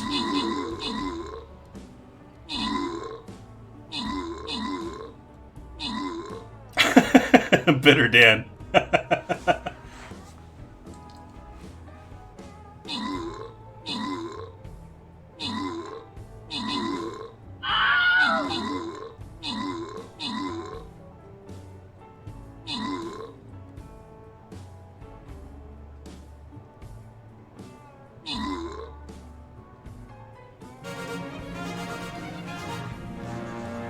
Victory. Quiet J getting those kills. X-Spy helping out with the assists. See who gets the rewards. Expying Garzaka. Getting those scrolls. Congrats, congrats. Ooh, I get some scrolls too.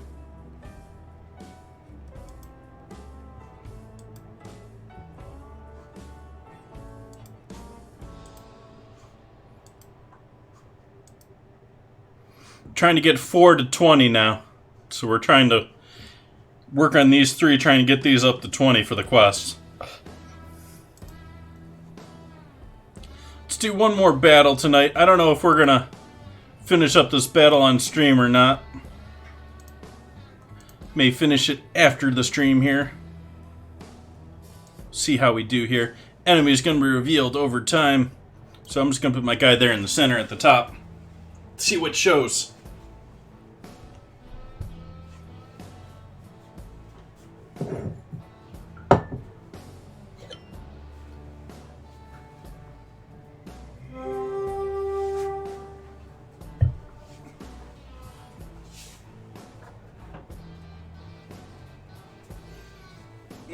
Those buns are smelling good. Fresh bread. Just love that smell. It's right up there.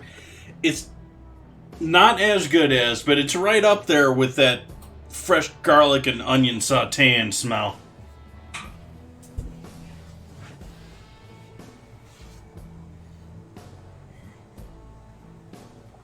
Ooh, we got people pulling out the random definitions. We gotta figure out this word.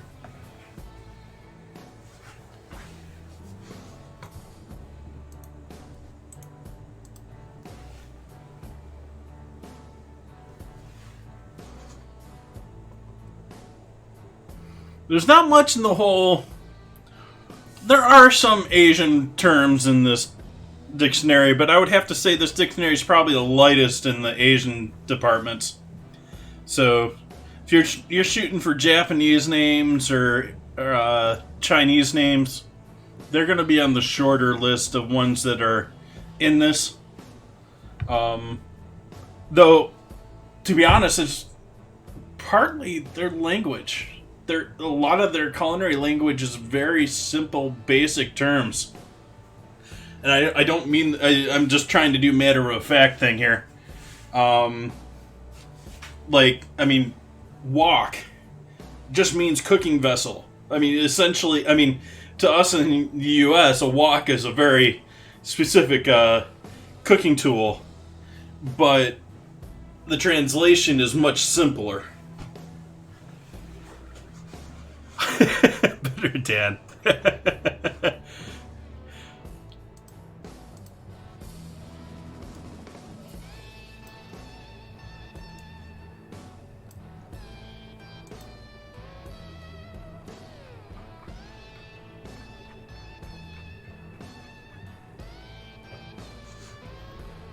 Let's see if we got any new people in Discord. I can give people...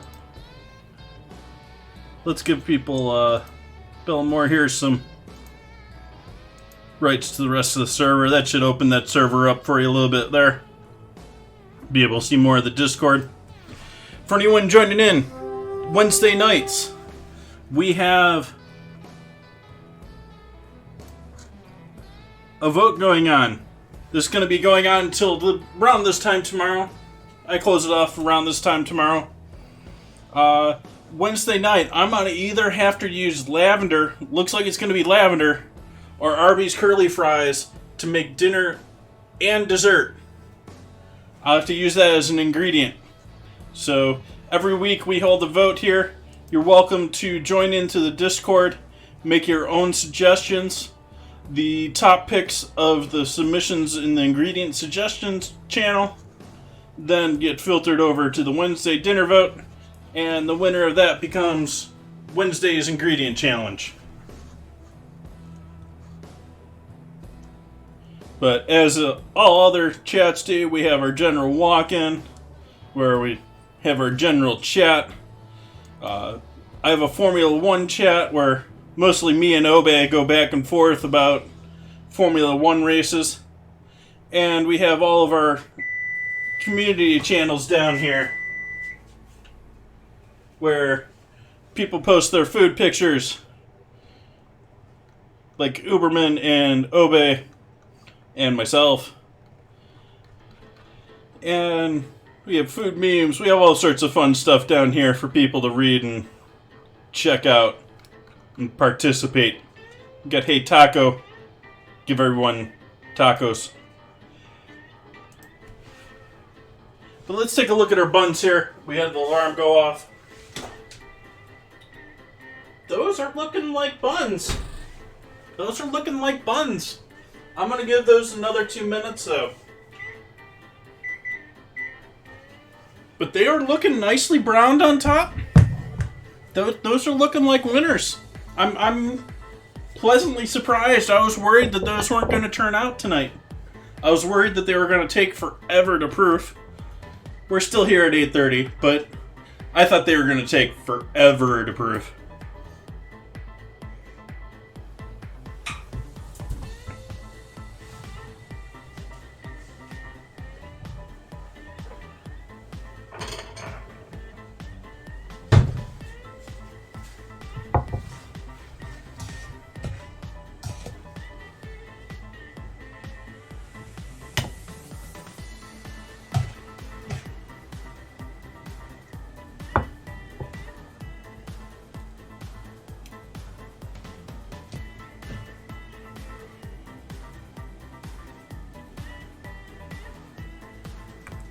Oops, making a mess here.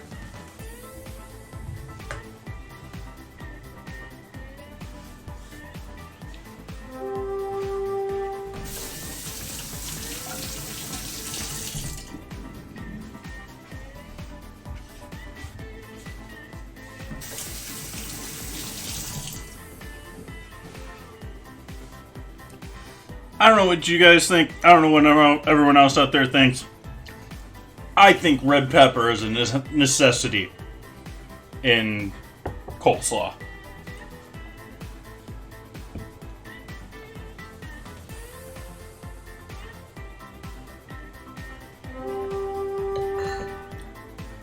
Who's gonna get it?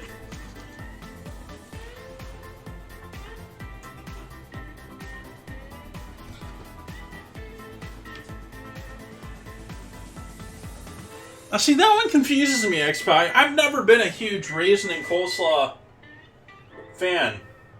I mean, I love it in broccoli slaw. That broccoli slaw you get with raisins and sweetened coleslaw dressing and peanuts and all that sweet stuff. But traditional coleslaw? I don't know about that one, X-Pie. Where are my hot hold?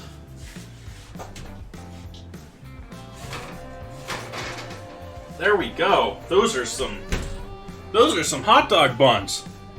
Those are some hot dog buns.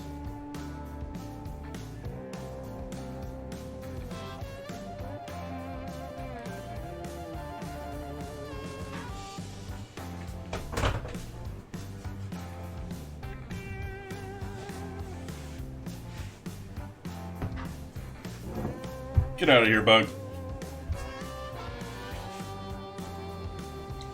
Helado. Thank you. I meant to look up the last word here. What was our last word?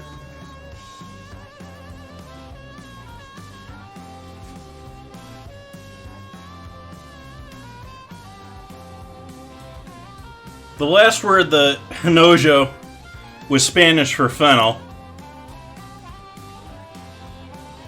Helado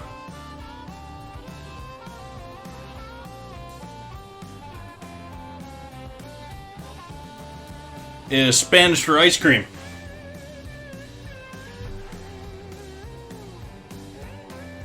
Bellamore, are you really sure about that? I mean, do you really feel that in your soul? Do you really believe that?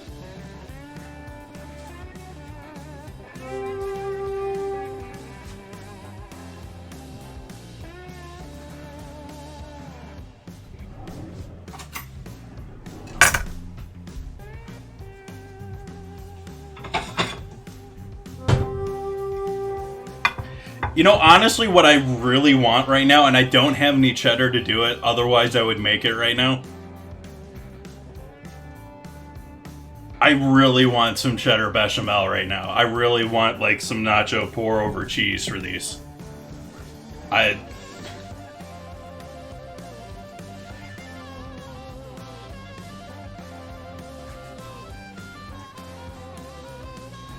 don't have cheddar. I wish I had cheddar. I would do it.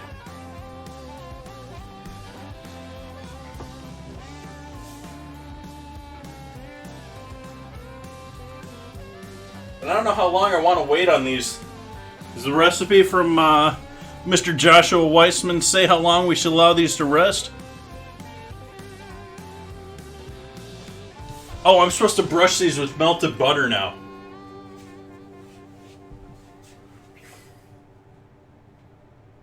I think we're okay right now.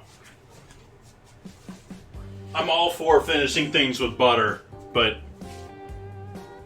I think the cream cheese, I think we're good. Regardless of my desire to pour nacho cheese over everything.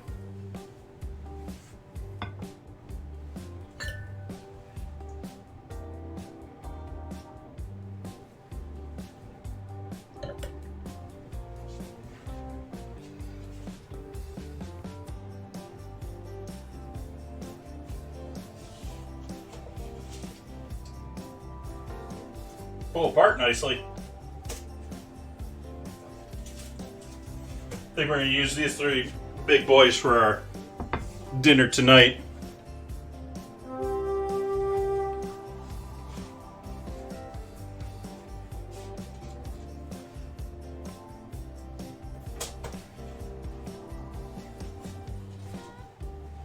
That's a nice looking hot dog bun. I think those turned out pretty damn good. I'm sure I can do a little bit better job next time getting them a little bit more even. Probably do 10 instead of 12 out of that batch.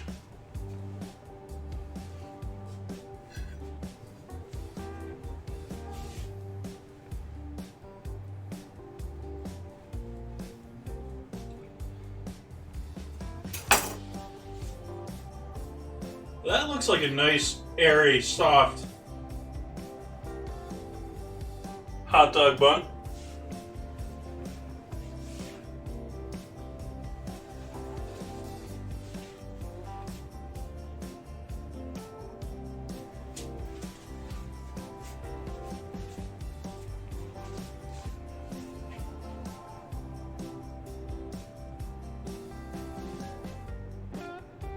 Yeah, I'm definitely gonna have to do this again next Spy. I mean, I don't do a ton of them, especially when I'm streaming. But I do love me a good hot dog. If only because Grandpa ingrained it in me. I mean, my grandpa loved hot dogs too.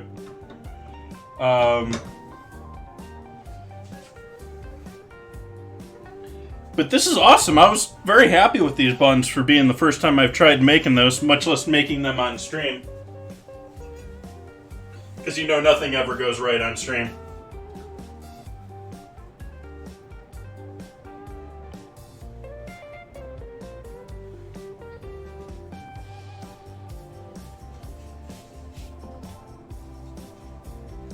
I sound like Joe. I don't know who Joe is. Who's Joe? Welcome in, though, Brad. Glad to have you.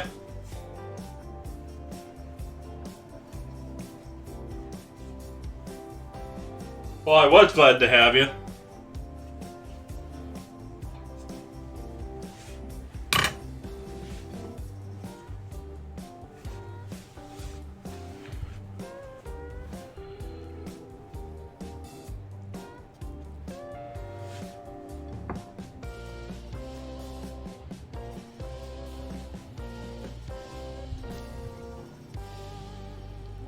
They fit in there pretty... That's a pretty nice fit right there.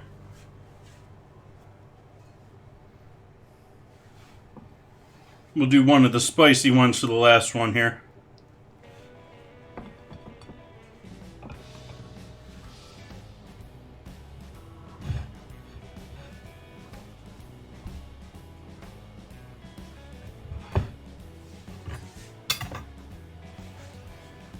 get a photo here.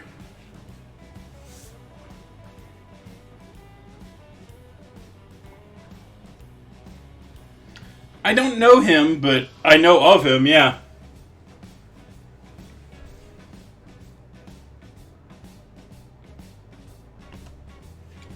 Let's take a photo here for the Instagrams and the Discord.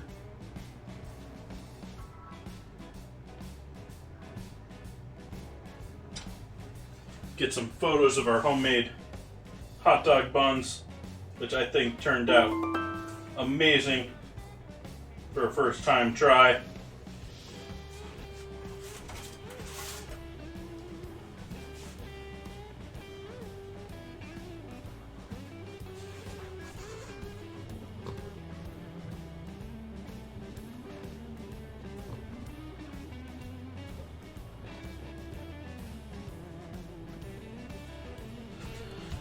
Alright, so I think we're going to call it there. We've made our lovely coleslaw.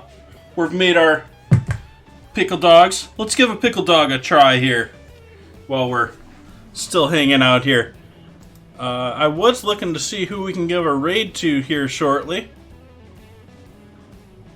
I think we should probably keep it in the family here since we're, I got raided by a whole bunch of other food streamers tonight. Should probably hand it off to another food streamer. Let's see who we got on tonight.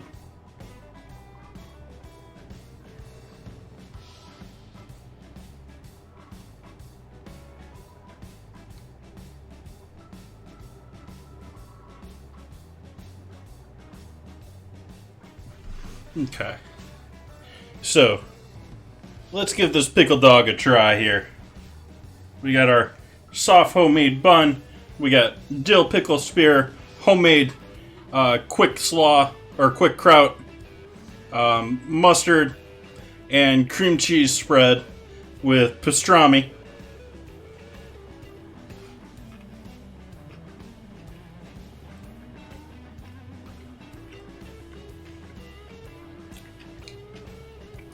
Not too shabby. I need another bite to get into that pickle though.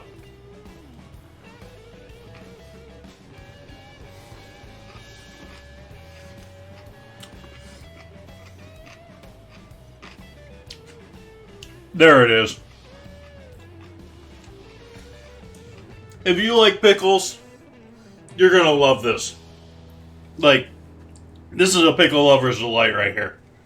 I'm highly recommend this to someone who likes pickles.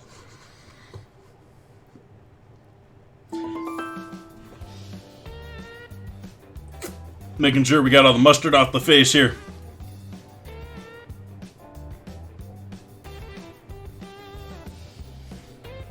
I think we're going to go raid another lovely member of Team Bone In here.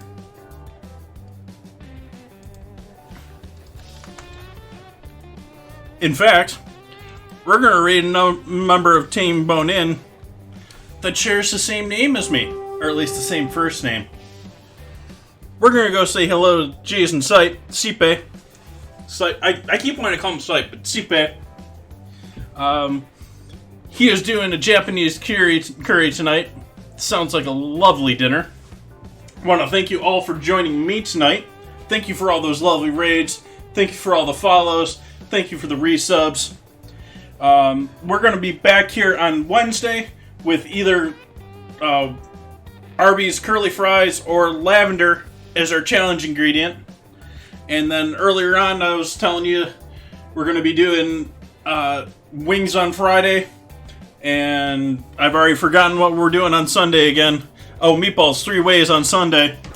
So, some good dinners coming up here next week. I hope you come back and join me for those. Otherwise, thank you all for joining me. I hope you have a great evening. We'll wrap up Stream Raiders here in about 11 minutes off stream. And until then, see you on Wednesday.